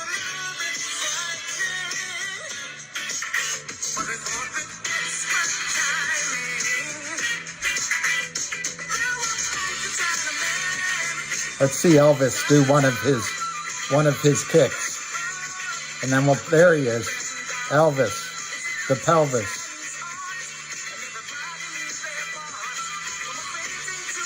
There he goes. All right, that's enough of that. Okay, let's Justice L. I know that's kind of, no, that was Elvis Presley. Yeah, probably, no, it's the real Elvis. But you could question whether he's, I know it's a copyright strike. I don't make any money on this anyway. Well, Susan, I really think the risk at CRC, look, he's accurate about the difficulty for CEOs, and I tried to truncate it, but I see the issue that the over-the-counter markets are kaput for CEOs, and thereby Wall Street, Goldman Sachs, Morgan Stanley, they pick like Facebook, they pick like Wag Time, they pick the next stock that they're going to finance through all levels of the value creation, and they leave out everyone else. And so we've created a market where the Jeff Bezoses and that idiot from Facebook and the woman that leans in, they all get rich, but the rest of the companies don't have an opportunity. Into that void come criminals like Jeff Easton, in my judgment, and Kurt Kramer, in my judgment, and they filled a void because most of these CEOs are not good at going out and raising money. And so these guys come in with a turnkey solution, which destroys their stock. They literally sell the shares in their own money. And the CEOs go, "Oh, great, thank you very much." That's the destruction of one of the best capital formations markets in the world for the greed of people like Ken Griffin, Stevie Cohen, like him, and then the imitators, the pale imitators. You've got the Godfather that runs the neighborhood, and then you got the pimp. The pimps are people like Jeff Easton and Kurt Kramer. The Godfather is Ken Griffin and Steve Cohen. They do it all at arm's length. You're never going to find it out, and they control the judges in their pocket, so to speak. That's from The Godfather. But it's a miserable situation. I don't happen to agree with Jeremy that companies have no choice. If you are, and look, Jeremy said F you to the NASDAQ. I give him credit for that. But he didn't say F you to Lind Partners. I hope he does in the future.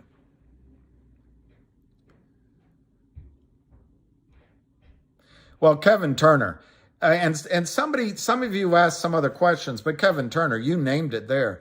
They have the CAT system, which would track everything, but they don't implement it. I happen to agree with that. Jeremy's view, and look, Jeremy knows what he's talking about. He ran a prime broker, but I don't think it's a disconnect between computers. I think it's intentional larceny. Yes, Jenny, I'm going to read this out loud to everyone. And we can pray to Mary, to Allah, or pray to whomever. But Jenny asks, can we all send her family prayers, protection, and good thoughts? She would appreciate it. Jenny was invaded.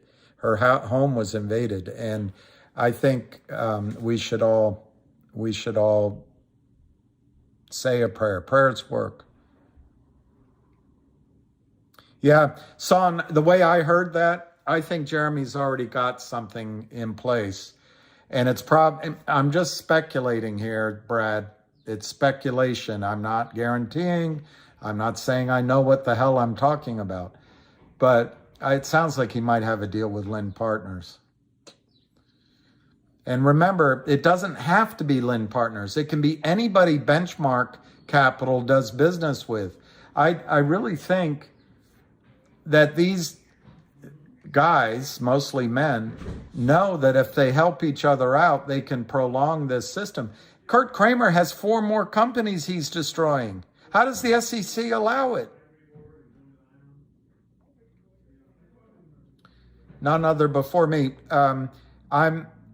If you're referencing Mary, and I know that's a difference, and my dad said that I shouldn't argue theological arguments because I don't know what I'm talking about, but he may have been right, and I certainly don't claim to know what I'm talking about.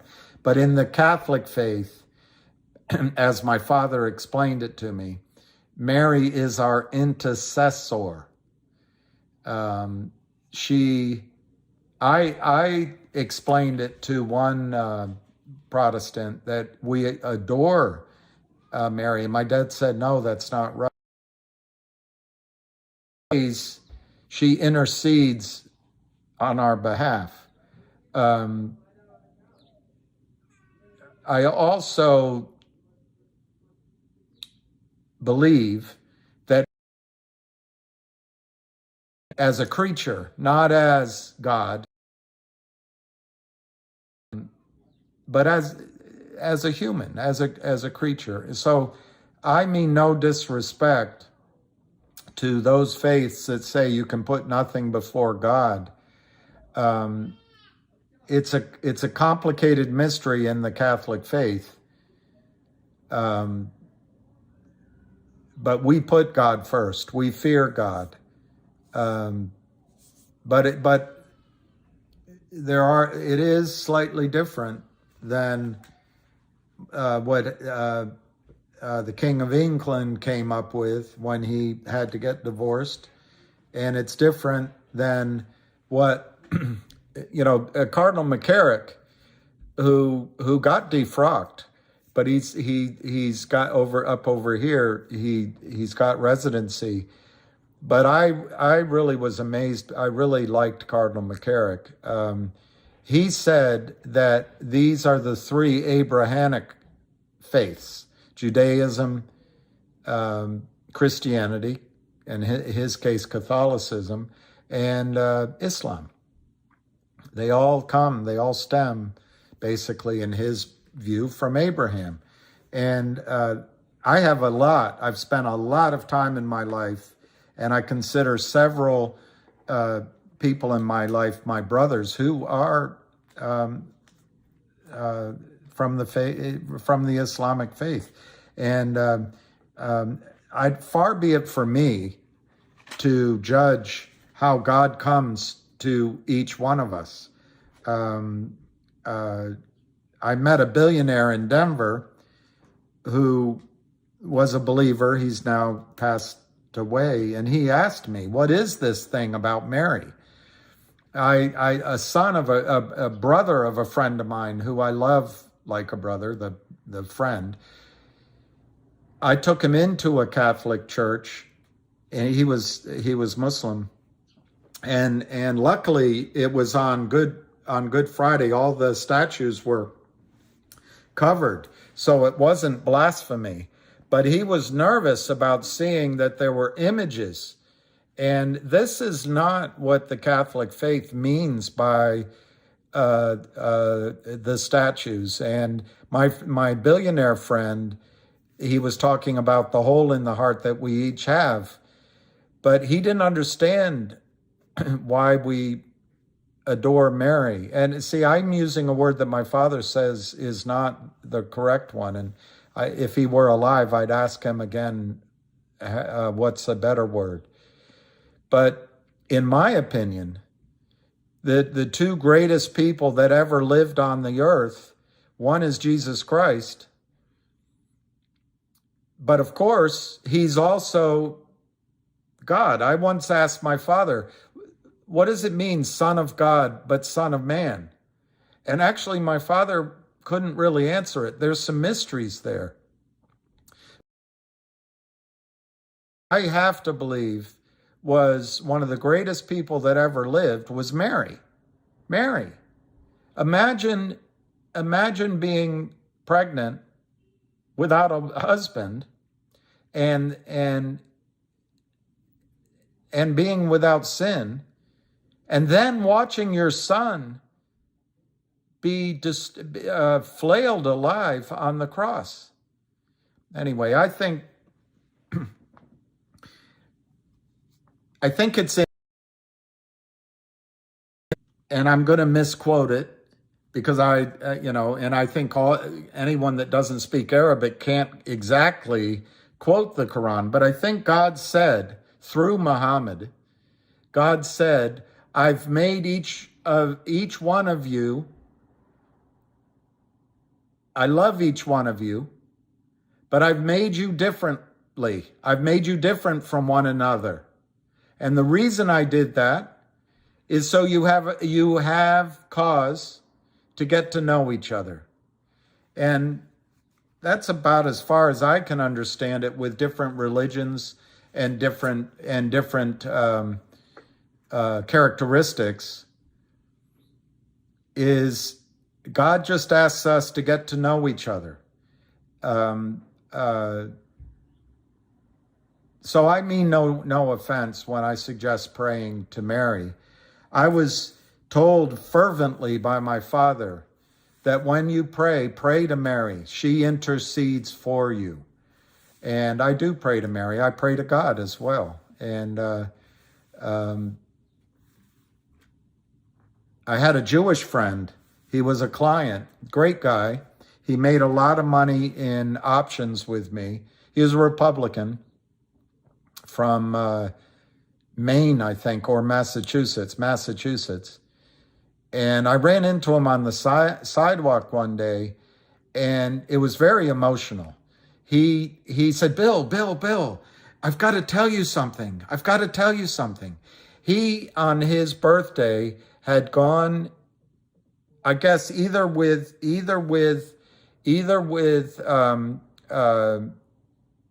friends. I think he had gone to a Catholic church, but it might have been that he had gone to temple. It might have been, I can't remember now, that he was just walking by himself. It doesn't matter. Mary came to him, a Jewish guy. Mary came to him.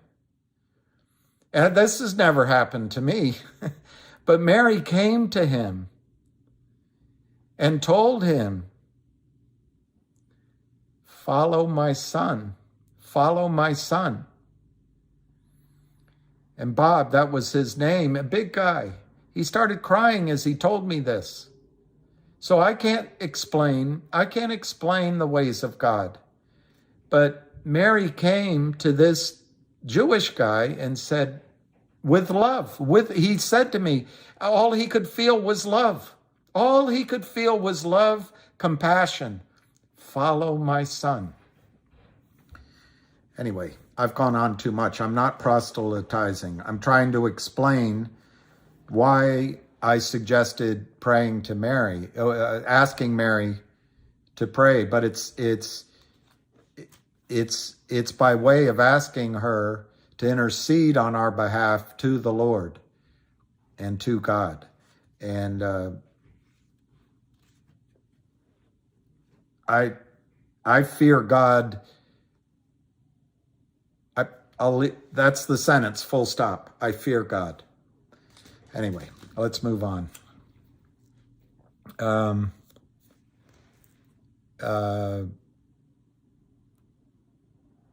Yeah, I'm not asking anyone to believe in it at all. And let's move on to MMTLP.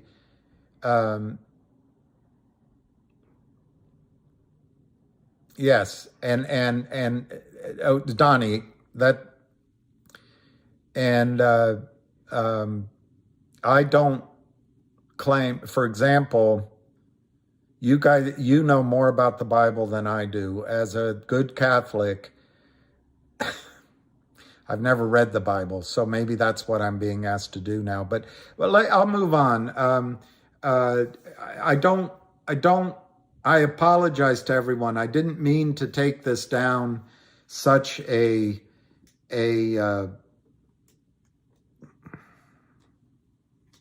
frankly, religious way. I just would ask on Jenny's behalf, because if she's asking, she's feeling under attack, and I think prayers would help. So,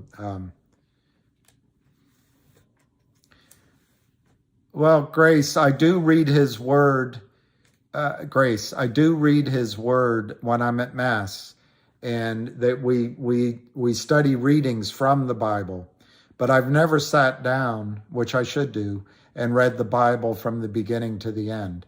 But I do read it. I do read his word in prayer books and in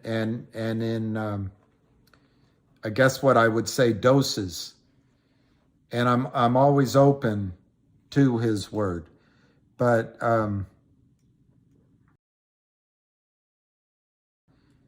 that and it's Lent right now, and maybe you've given me an idea that maybe that's something I should do this Lent.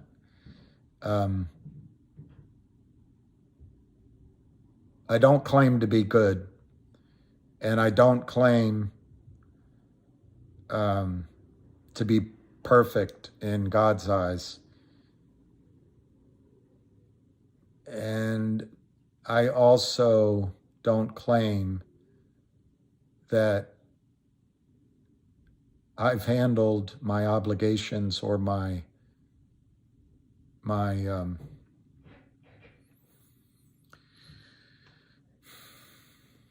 relationship with God the best way that I should have. I don't claim that, so don't apologize for anything. A friend of mine, a proper Republican, he used to say, don't complain, don't explain. And yeah, MMTLP, GTII price. Jenny, let's say a prayer for Jenny, and let's do it in any way we understand it. And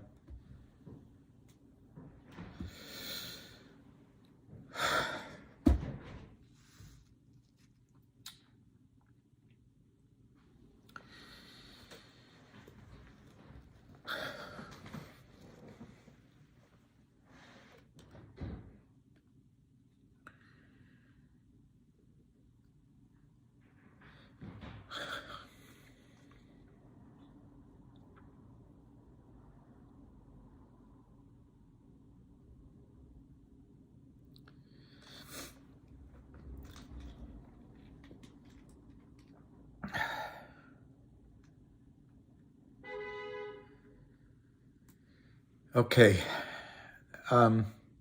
Let's talk about MMTLP.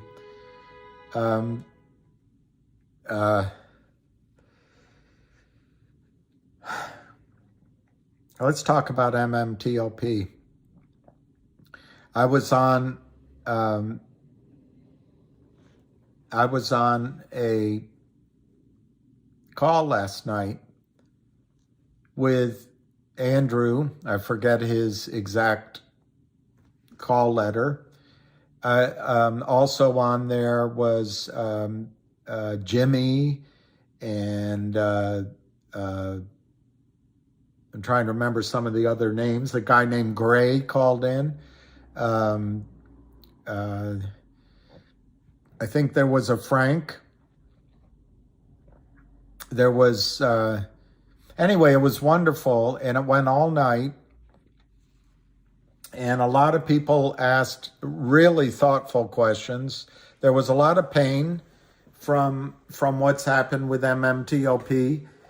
And there was Elf. Elf came on, and she,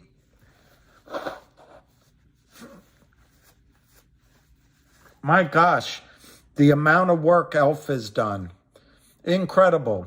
I was just and remain in awe of the hard work and the thoughtfulness and the questions, critical thinking that was going on. It was amazing. But let me say the thing I learned about MMTLP that I think is the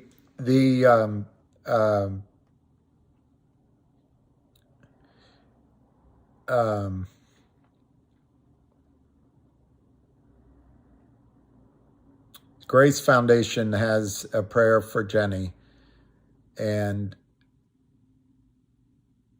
I just read it, and maybe we should all read it. I'm not reading it out loud because there's people of all faiths here. Okay, so I want to quickly say something that I heard about MMTLP that to me is the most exciting thing for you if you're in it.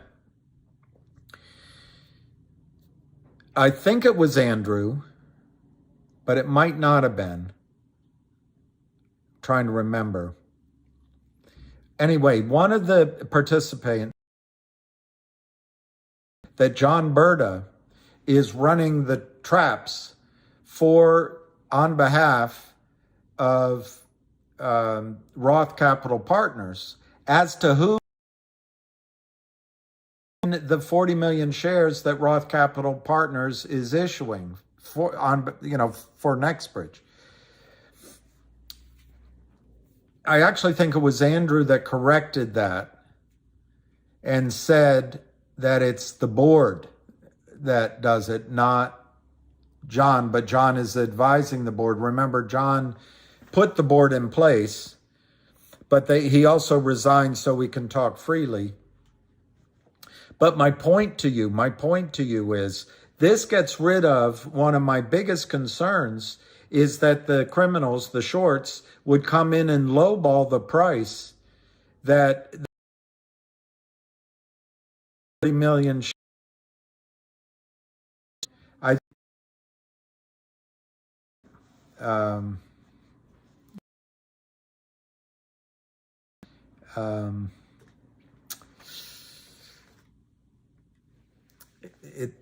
The trend.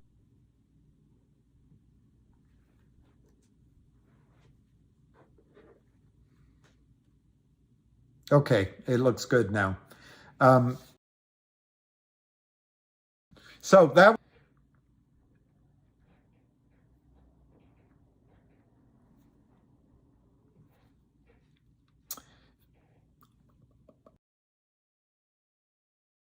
I think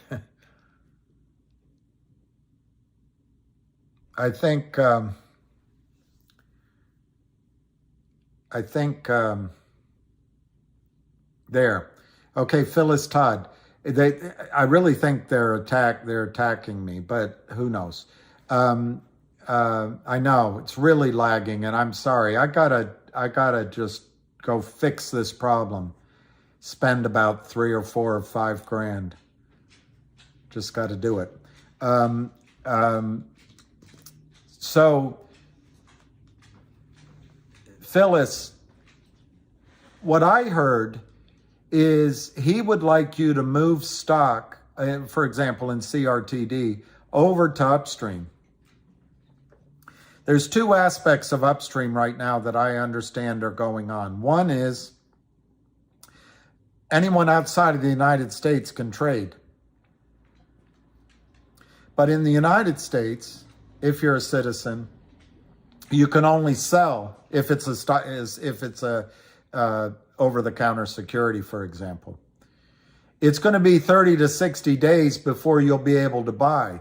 But what Jeremy was encouraging is that we move some of our shares there, sell them a little bit to create liquidity so that there's a market created for CRTD internationally. I'm not necessarily saying that you should go sell any of your shares there, but what he is saying is that when he distributes the OG collection, the surest way,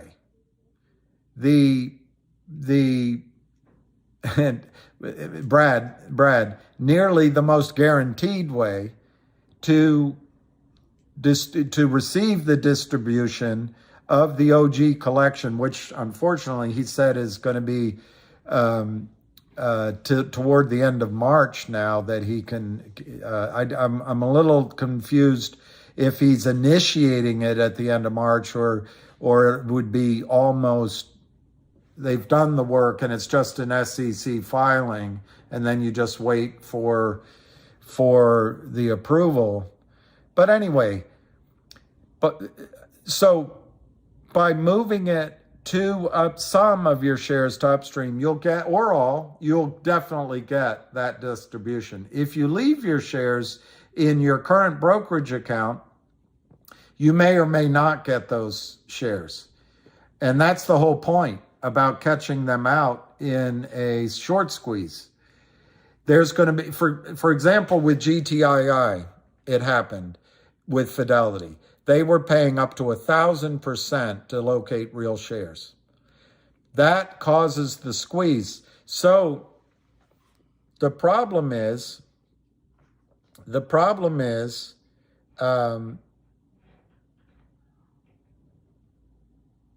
Phyllis, the problem is, if you put your shares at upstream, you can't participate in the short squeeze. So that's your dilemma. That's your dilemma. And if you think that the distribution of the blockchain OG collection as a special dividend, whatever the terminology is, will trigger a short squeeze, well, then you don't want to have a lot of shares over at upstream. On the other hand, if you're skeptical that it will cause a short squeeze and the system always wins, the surest way to make sure you get the distribution is to have your shares on upstream. Now, if you leave your shares in your American account, where fraud seems to happen as a matter of course, it's not the end of the world. You can, I'm sure they'll come up with a way to deliver the dividend, which you'll get, to the transfer agent, but it'll be a pell-mell rush. Some will get in, some won't. The brokerage firms will tell you you have your dividend, and they'll stuff your accounts with some sort of IOU, just like they did with the GTII special dividend of a warrant. And then the brokerage firms will have to start going in and buying in the fails to deliver. At least that's one theory. And then that causes the squeeze, so that it has the potential, Brad, it has the potential to cause a squeeze. If the squeeze happens and you have shares at Fidelity, you get to sell your shares at $100, $500, whatever. Remember, there's 375 million shares out there. Now, I'm going to study it over the weekend before I make recommendations. In theory, I can't give advice to any one specific one of you, but what I hear from Jeremy is a well-intentioned man that has a strategy. He has a strategy, and who's to say his strategy won't be the one that works? But I also think he's inclined, possibly, to do a deal with the Lind Partners or someone of that ilk. And if he does do that, I don't think a short squeeze will occur. But you heard him as well. Let me see if I wrote it down. I might have written it down, but you heard him say,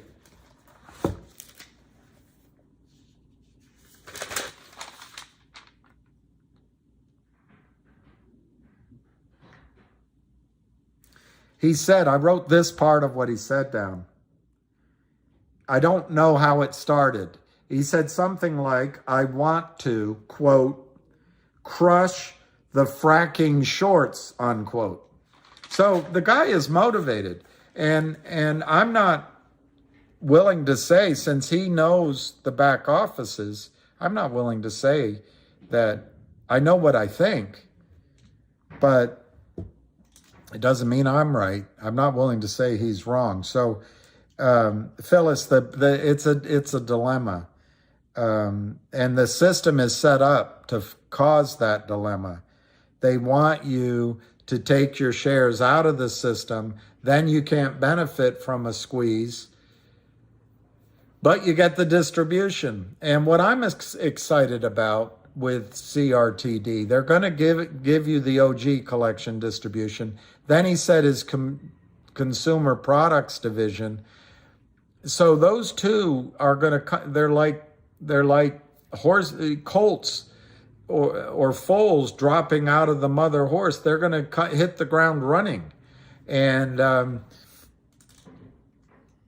I think you're going to make money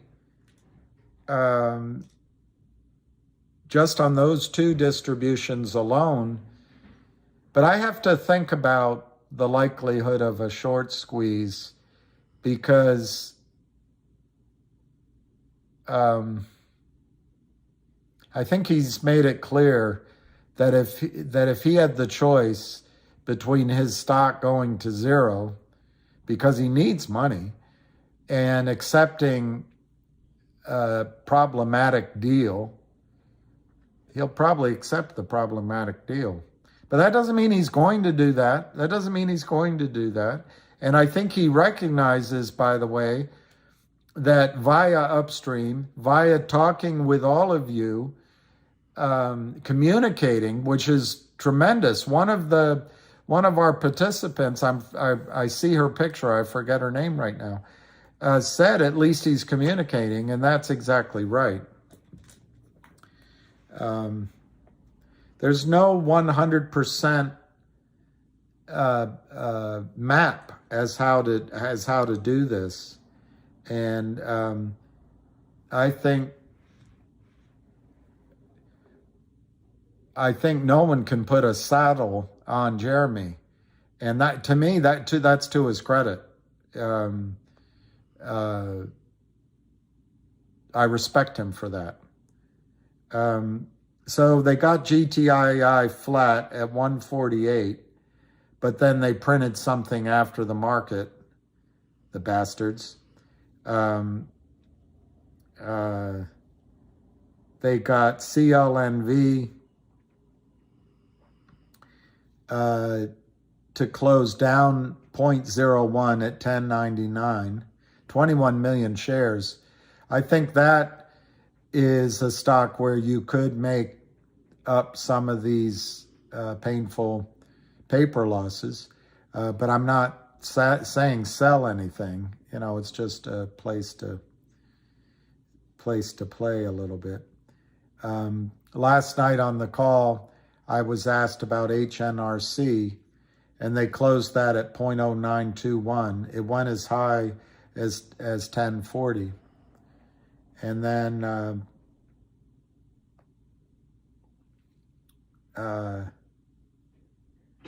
GoLogic 270. I don't know why I'm telling you that one. I forgot some. Oh, CRTD. CRTD. All right, they closed it at 22 cents. Bloodbath, but it didn't close on the lows at 20 cents. The volume was 3 million shares. I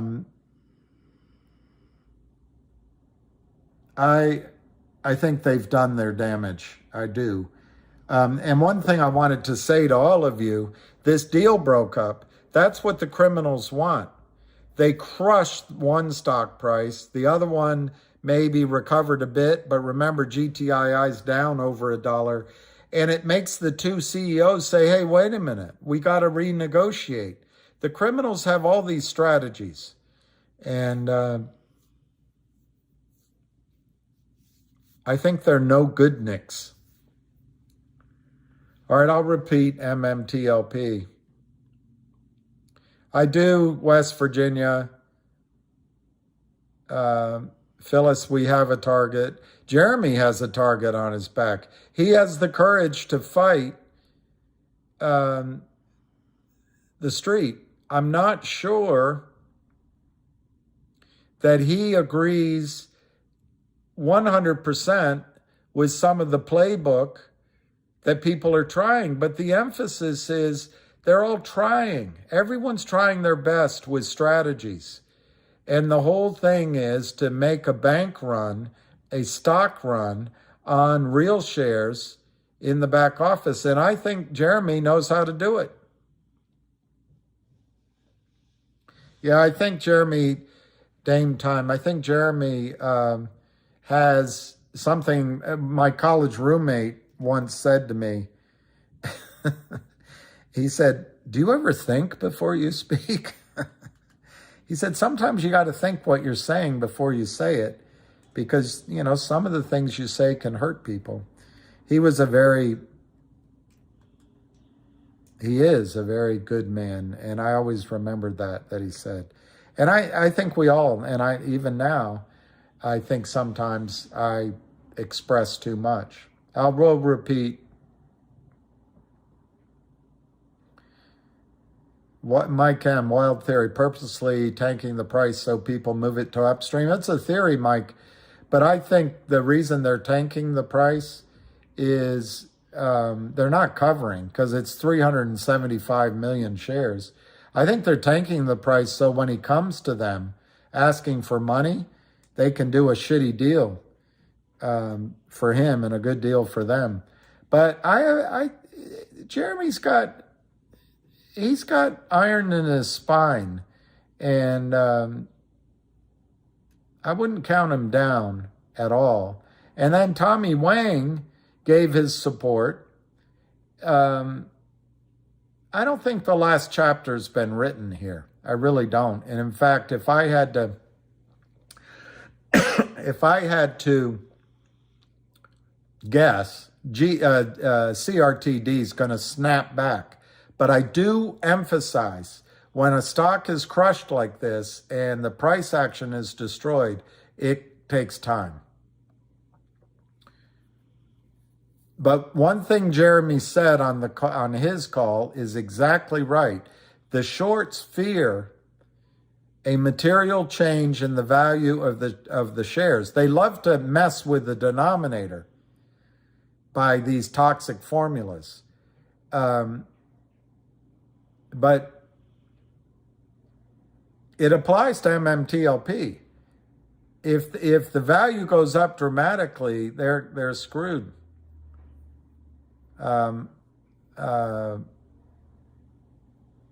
Is the juice still worth the squeeze in GTII? As long as they don't call back in the morning. Yeah, I'm trying, if any of you know how to do it, I'm going to try to get a contact with Jon Stewart. I've tried it before. I've tried it with Twitter and I tried to email him, but I couldn't find an email. And I've tried it with my videos, my hapless videos. But I believe two people out there that I think can be good journalists, Maria Bartiromo and Jon Stewart. To that, I would add Jimmy Dore. To that, I would add Gerald Celente, but I don't think he's going to pay attention to this. But I'm going to try. I met him. And I would also add maybe Gregory Mannarino, but I think he's got his own things going. And I would add Michelle Lee, is that her name? Possibly. I like CV Payne, but he gets a nice paycheck. It makes a nice sandwich.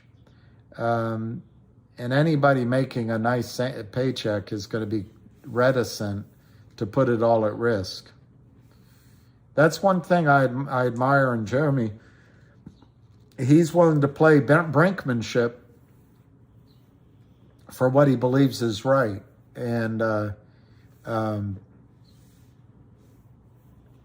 it's disappointing that this deal fell apart.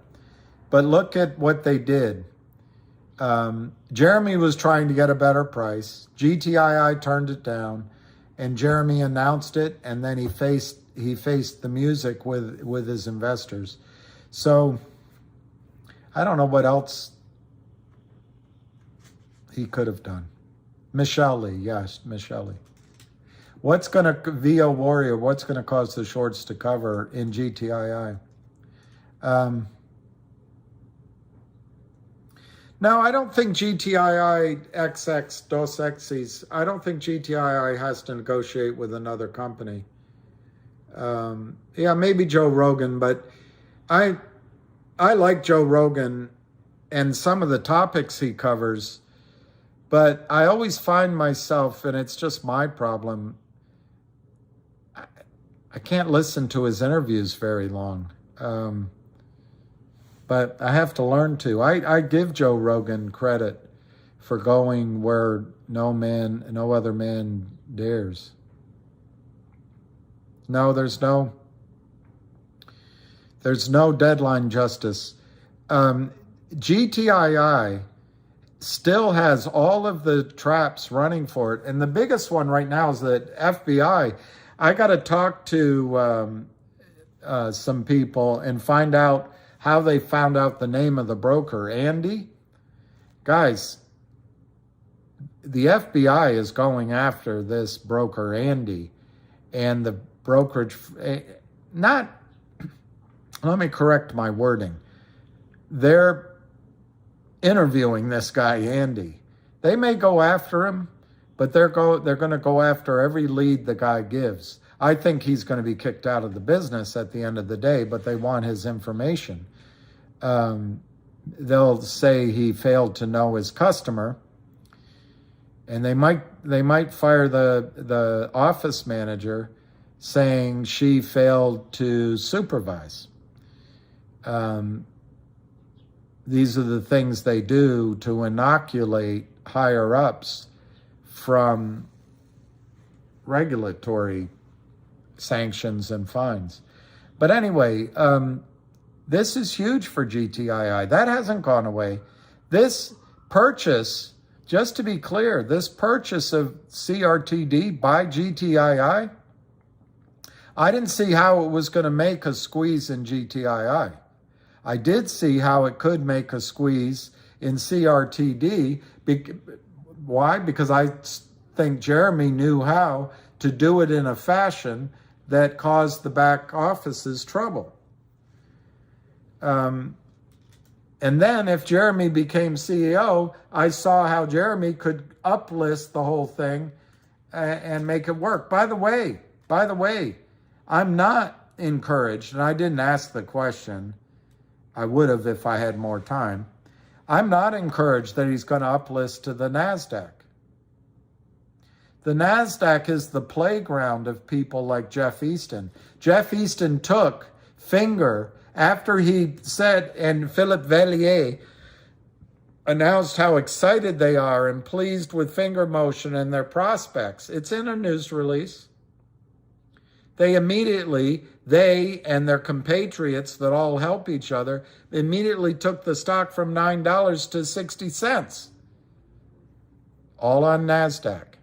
So I'm not all that encouraged by NASDAQ being a way to create the squeeze. You asked me if the squeeze is worth the juice, or whatever this expression is. I think in GTII, I'm worn out. I can't lie. It's been over 2 years. But as Ham says, they're going to have to cover. They're going to have to cover. It says weak transmission. As soon as I talk about GTII.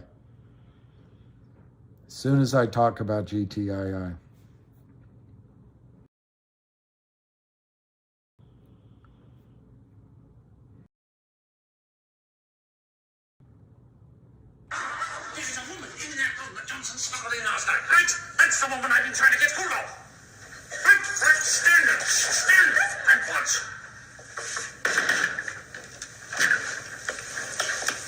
Champagne? What? Another bottle of champagne, perhaps? I thought you said the impression that there was someone in the room there with you.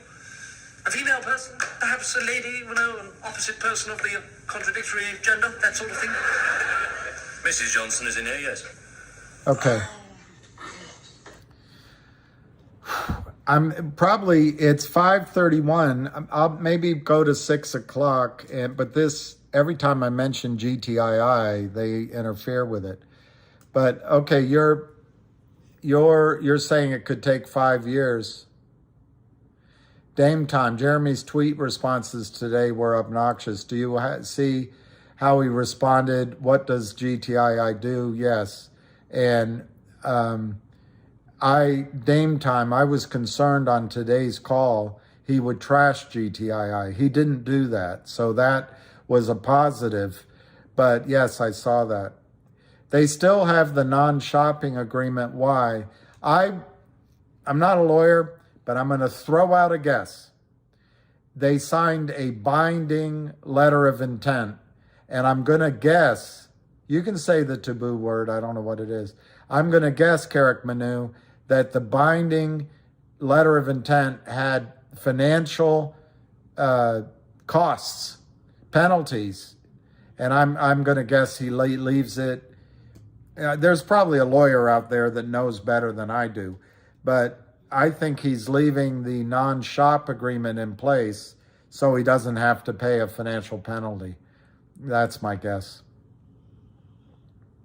But I don't think he has another buyer.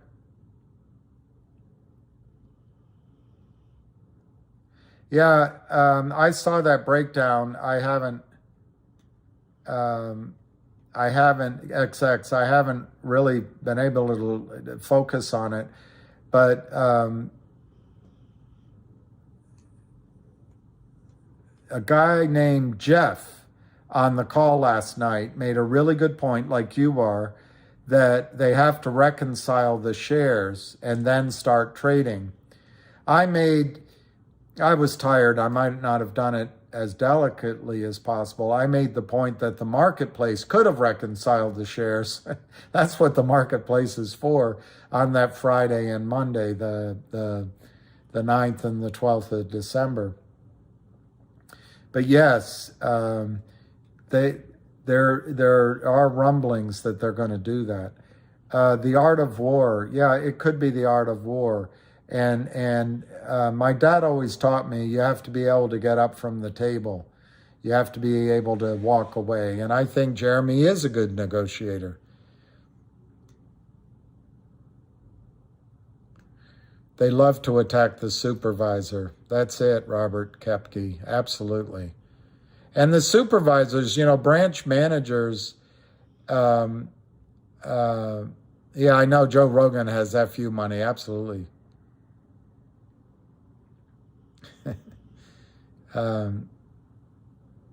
Hey, M. Casey.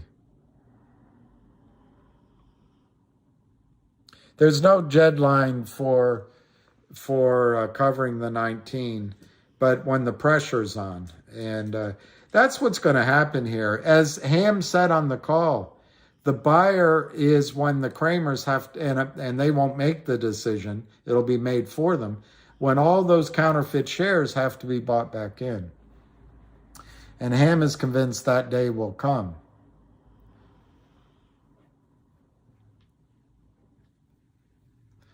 Yeah, Susan Howard, I happen to agree with what you say Avid's interpretation is. That's why I started this with Rudyard Kipling's If. We have to stay calm. Had you known the news was coming, you could have sold CRTD at 40 cents and bought it back at 20 cents, doubling your position, had you known. But that opportunity has disappeared. I would not sell CRTD here. I wouldn't do it emotionally. I wouldn't do it in anger. I wouldn't do it to prove a point. I think that the distributions that Jeremy is going to make, depending on the number of shares you use, I don't know. Do you use 30 million or 52 million or 79 million or a higher number, 100 million, because he's going to raise more money? I just don't know. But using 100 million shares, which is trying to be conservative, dividing 10 million by 100 million shares, that distribution is worth 10 cents a share in the first instance.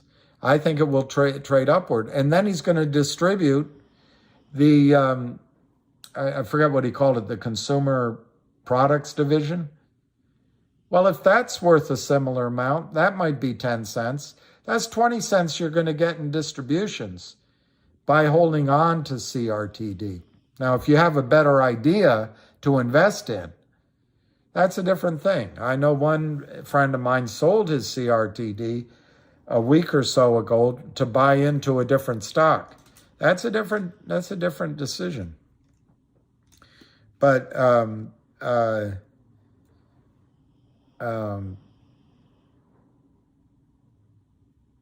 I think selling, and you can't do anything now anyway, I think selling is probably,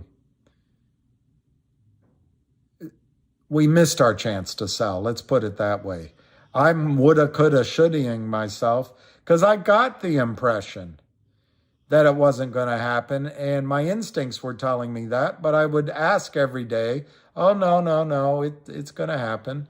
And I'm not blaming. Look, I chose, there's no crying in baseball. You pay the price of admission and you get what you get. But we missed that trade. And to trade here at 20 or 22 cents, what are you gonna, is it gonna go to zero? I don't think so. Could it go back down to 7 cents or 4 cents or 10 cents round tripping? Yes, I suppose so. Many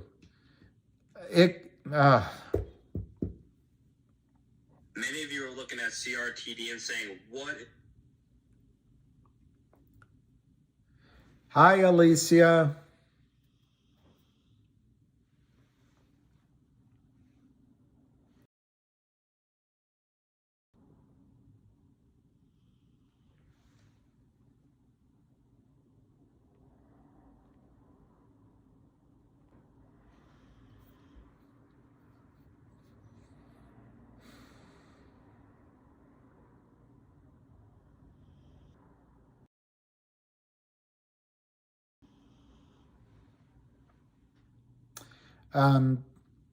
There's something, I'm just waiting for that transmission to change. I'm just waiting for. Okay.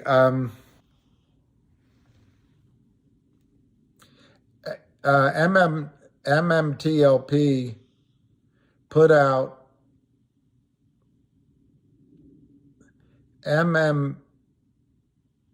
she finally spoke Spanish to me. Adios was all she said. I guess it had to be. But she finally spoke Spanish to me.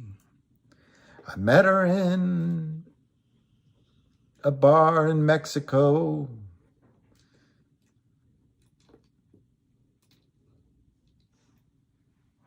And she said, if you're from Texas, son, where's your boots and where's your guns? I told her I can see. She smiled at that, joked, but she never, they say poets and prophets agree that Spanish is the loving tongue, but she never spoke Spanish to me. Is going on, the stock is crashing. Well, today we saw a news drop that they terminated the deal with GTII in terms of the proposed acquisition. So from my knowledge, what's happened behind the scenes is Jeremy, the CEO, wanted more money from GTI on the acquisition. They did not come to terms and the deal is off. So the simplest way to explain it is you go to the car dealership, you want to buy the car for $20,000, the dealer is selling it for $30,000, you can't meet in the middle, and you walk away from it. That's it. You don't bash the other party. You don't say F the dealer. It's not a pissing contest. You just didn't come to terms on the deal.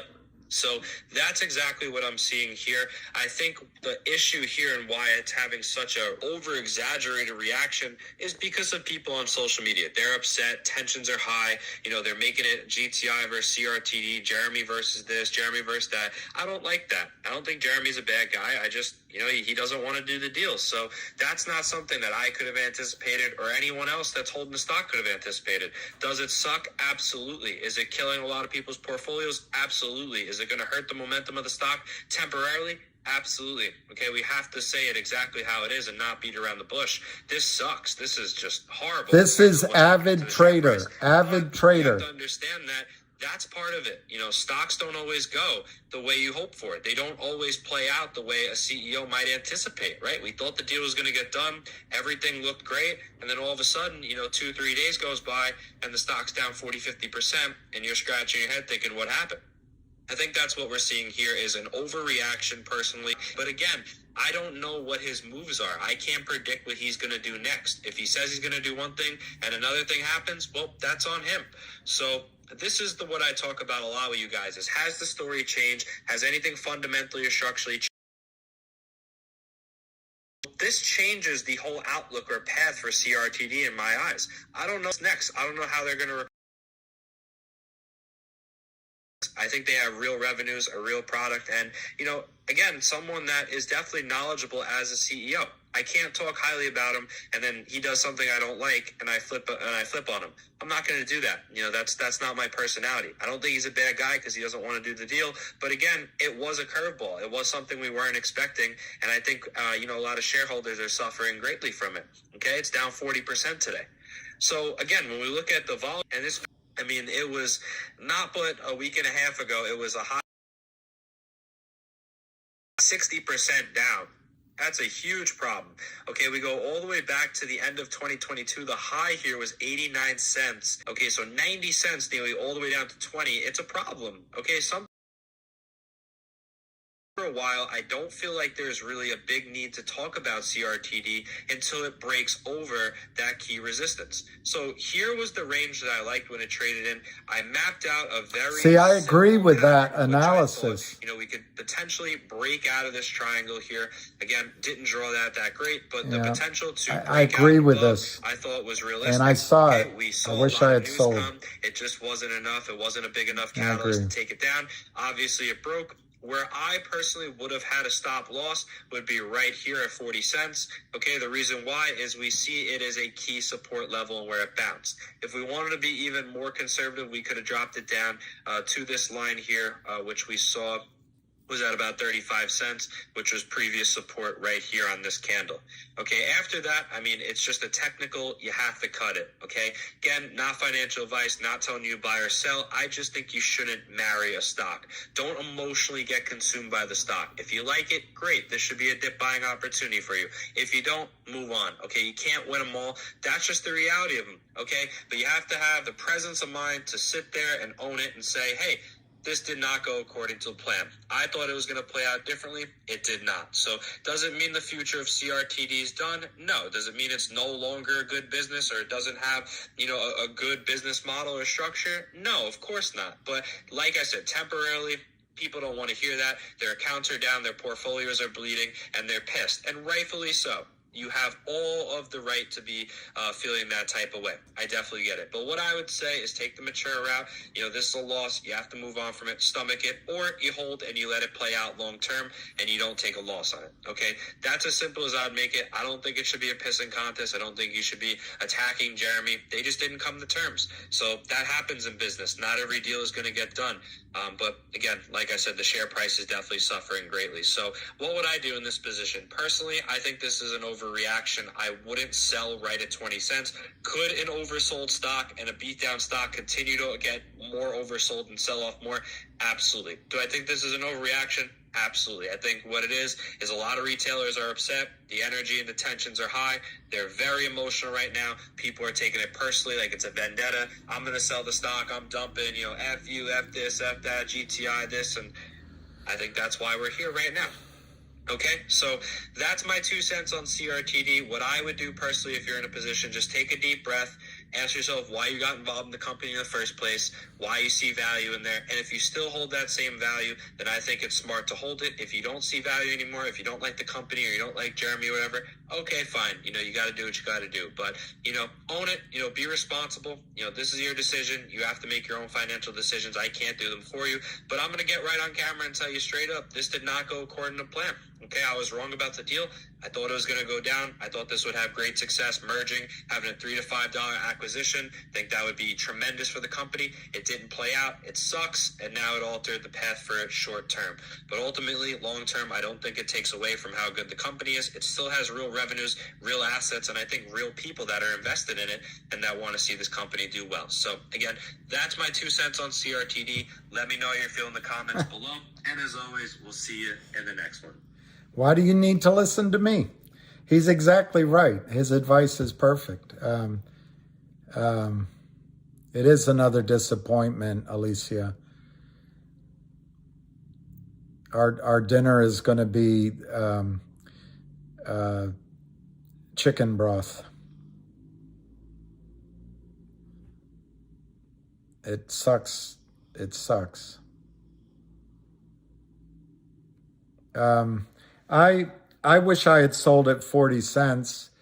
I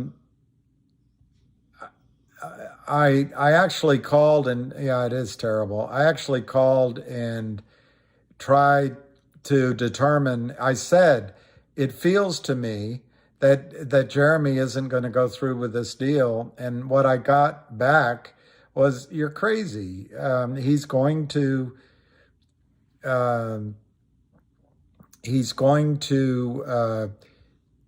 do it because he has no choice. But anyway, I just I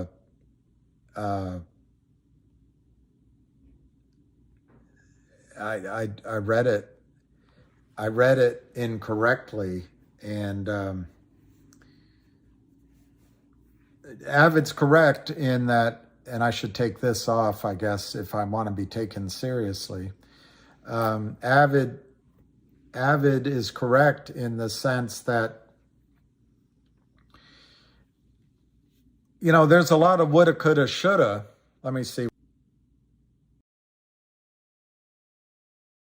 Like the cut of your jib. Dustin White says, plot twist. CRTD and GTII announced the deal is on again in a few weeks. This was just a play to get the shorts in a trap or to trap them and mess them up more. Excellent thinking. I like that. Yeah, Alicia, I feel exactly like that. In my gut, frankly, since the SEC protest, I just felt like the deal wasn't going to happen. The clues were that, well, there were a lot of clues, but yeah, we'll talk about GTII. But the CRTD can have a snapback. I agree with Avid that, to me, I'll use my own words. That chart is broken. The stock price is broken. It's a nightmare. There's no sugarcoating it. However, and he also said, he would buy in here, and I said that earlier, if you got to go against your gut, and this would be a time to buy, but I would buy some, save some powder. If it goes to 15 cents, 10 cents, even back to 7 cents, have a little bit to buy it on the way down. But I think it'll snap back. And that's what I was trying to get Jeremy to say on when I asked the question, what he felt. And I understood that he couldn't say it. And he might be in a quiet period. I'm really nervous that he's going to do a deal with smiling Philip Vallier and smiling Jeff Easton. But anyway, we'll just dodge and weave when it gets done, if they do. If they do a deal. Remember what Jeremy said, and he's absolutely right. I think I wrote it down. I can quote it exactly.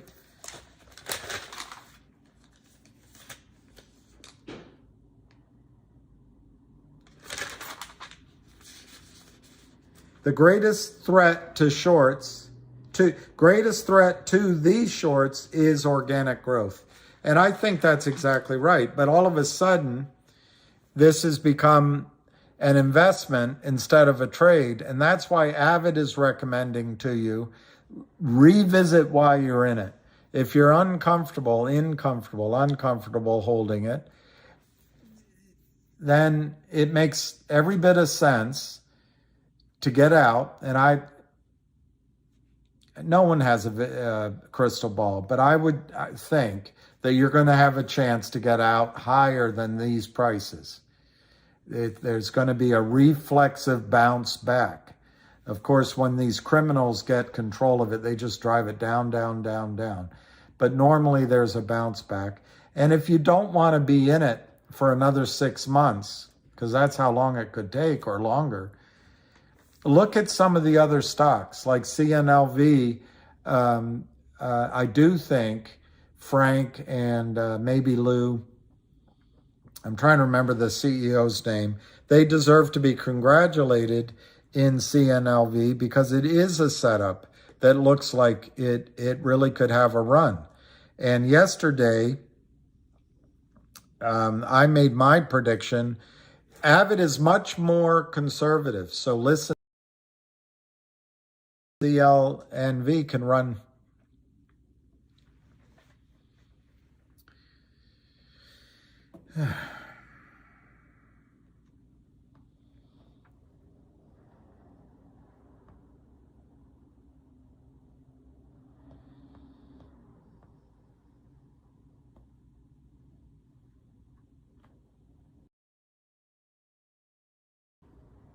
Okay, I can talk.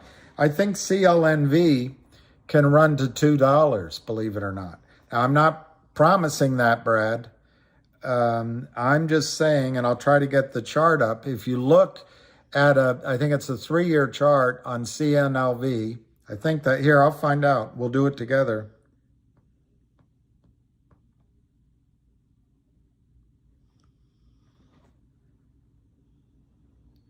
Sorry, it's CLNV. Oh.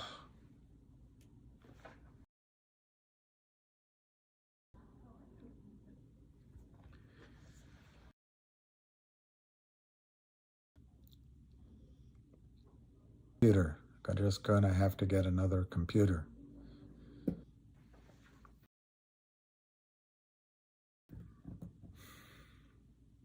I'm just going to be done at 6.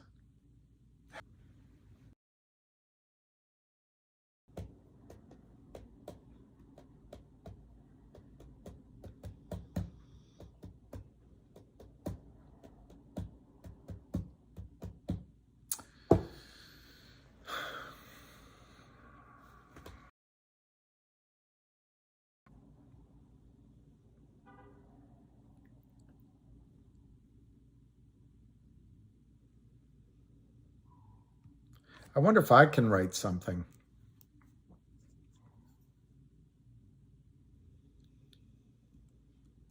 I can't write. I don't know how to write.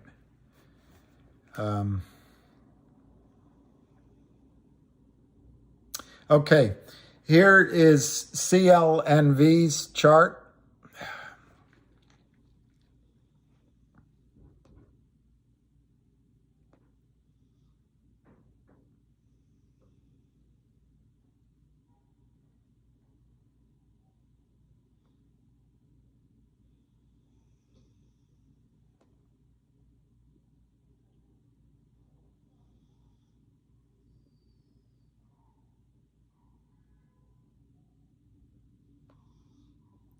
Here's CNLV's chart. It's a 5-year chart. If you go back here to here,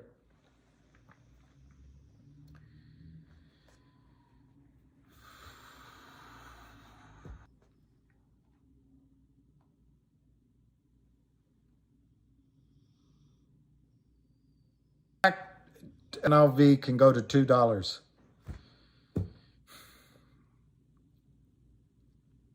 I got to do troubleshooting. I've just got to do shooting. Troubleshooting. Just get straight to shooting. I don't think MMTLP is over. The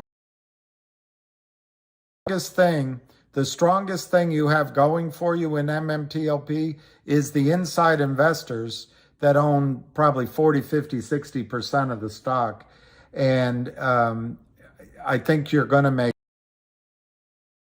just I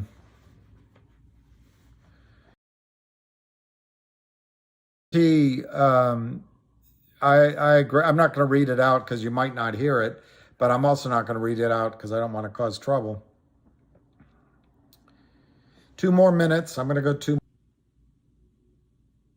I might just end it at 6 o'clock. I'm going to end it. You can't hear me anyway. You can't hear me anyway.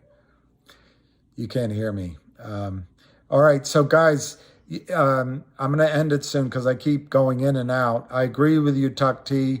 I agree with you, Carrick. MMTLP, you're going to be fine. And I think in CRTD, you're going to get a recovery rally. You can either hold or get out at that point. And I think GTII is set up for the mother of all hugs.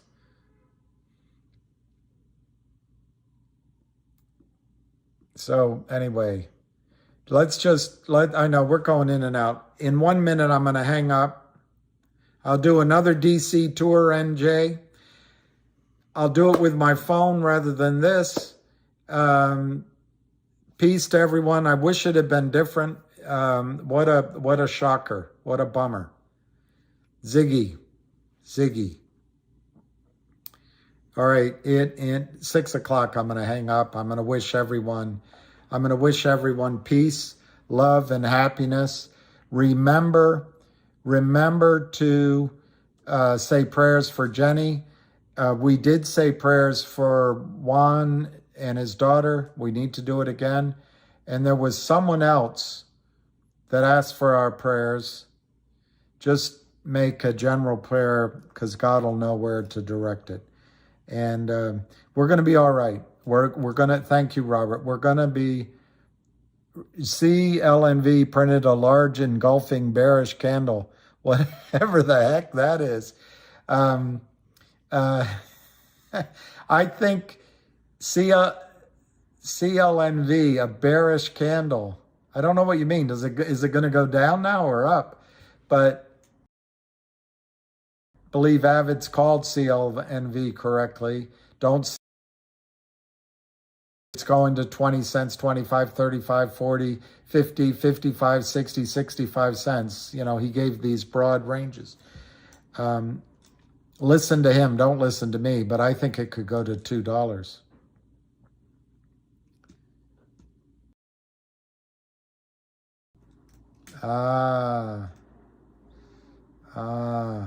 Buck. Okay, so that might be a place to put in buy or CLNV. Now, I've got to set up a service call. Do it all. I know. Relax, everyone. I hate any of that crap. But I'll do it. I'll do it. All right. I'm gonna hang up. Peace, love, and happiness.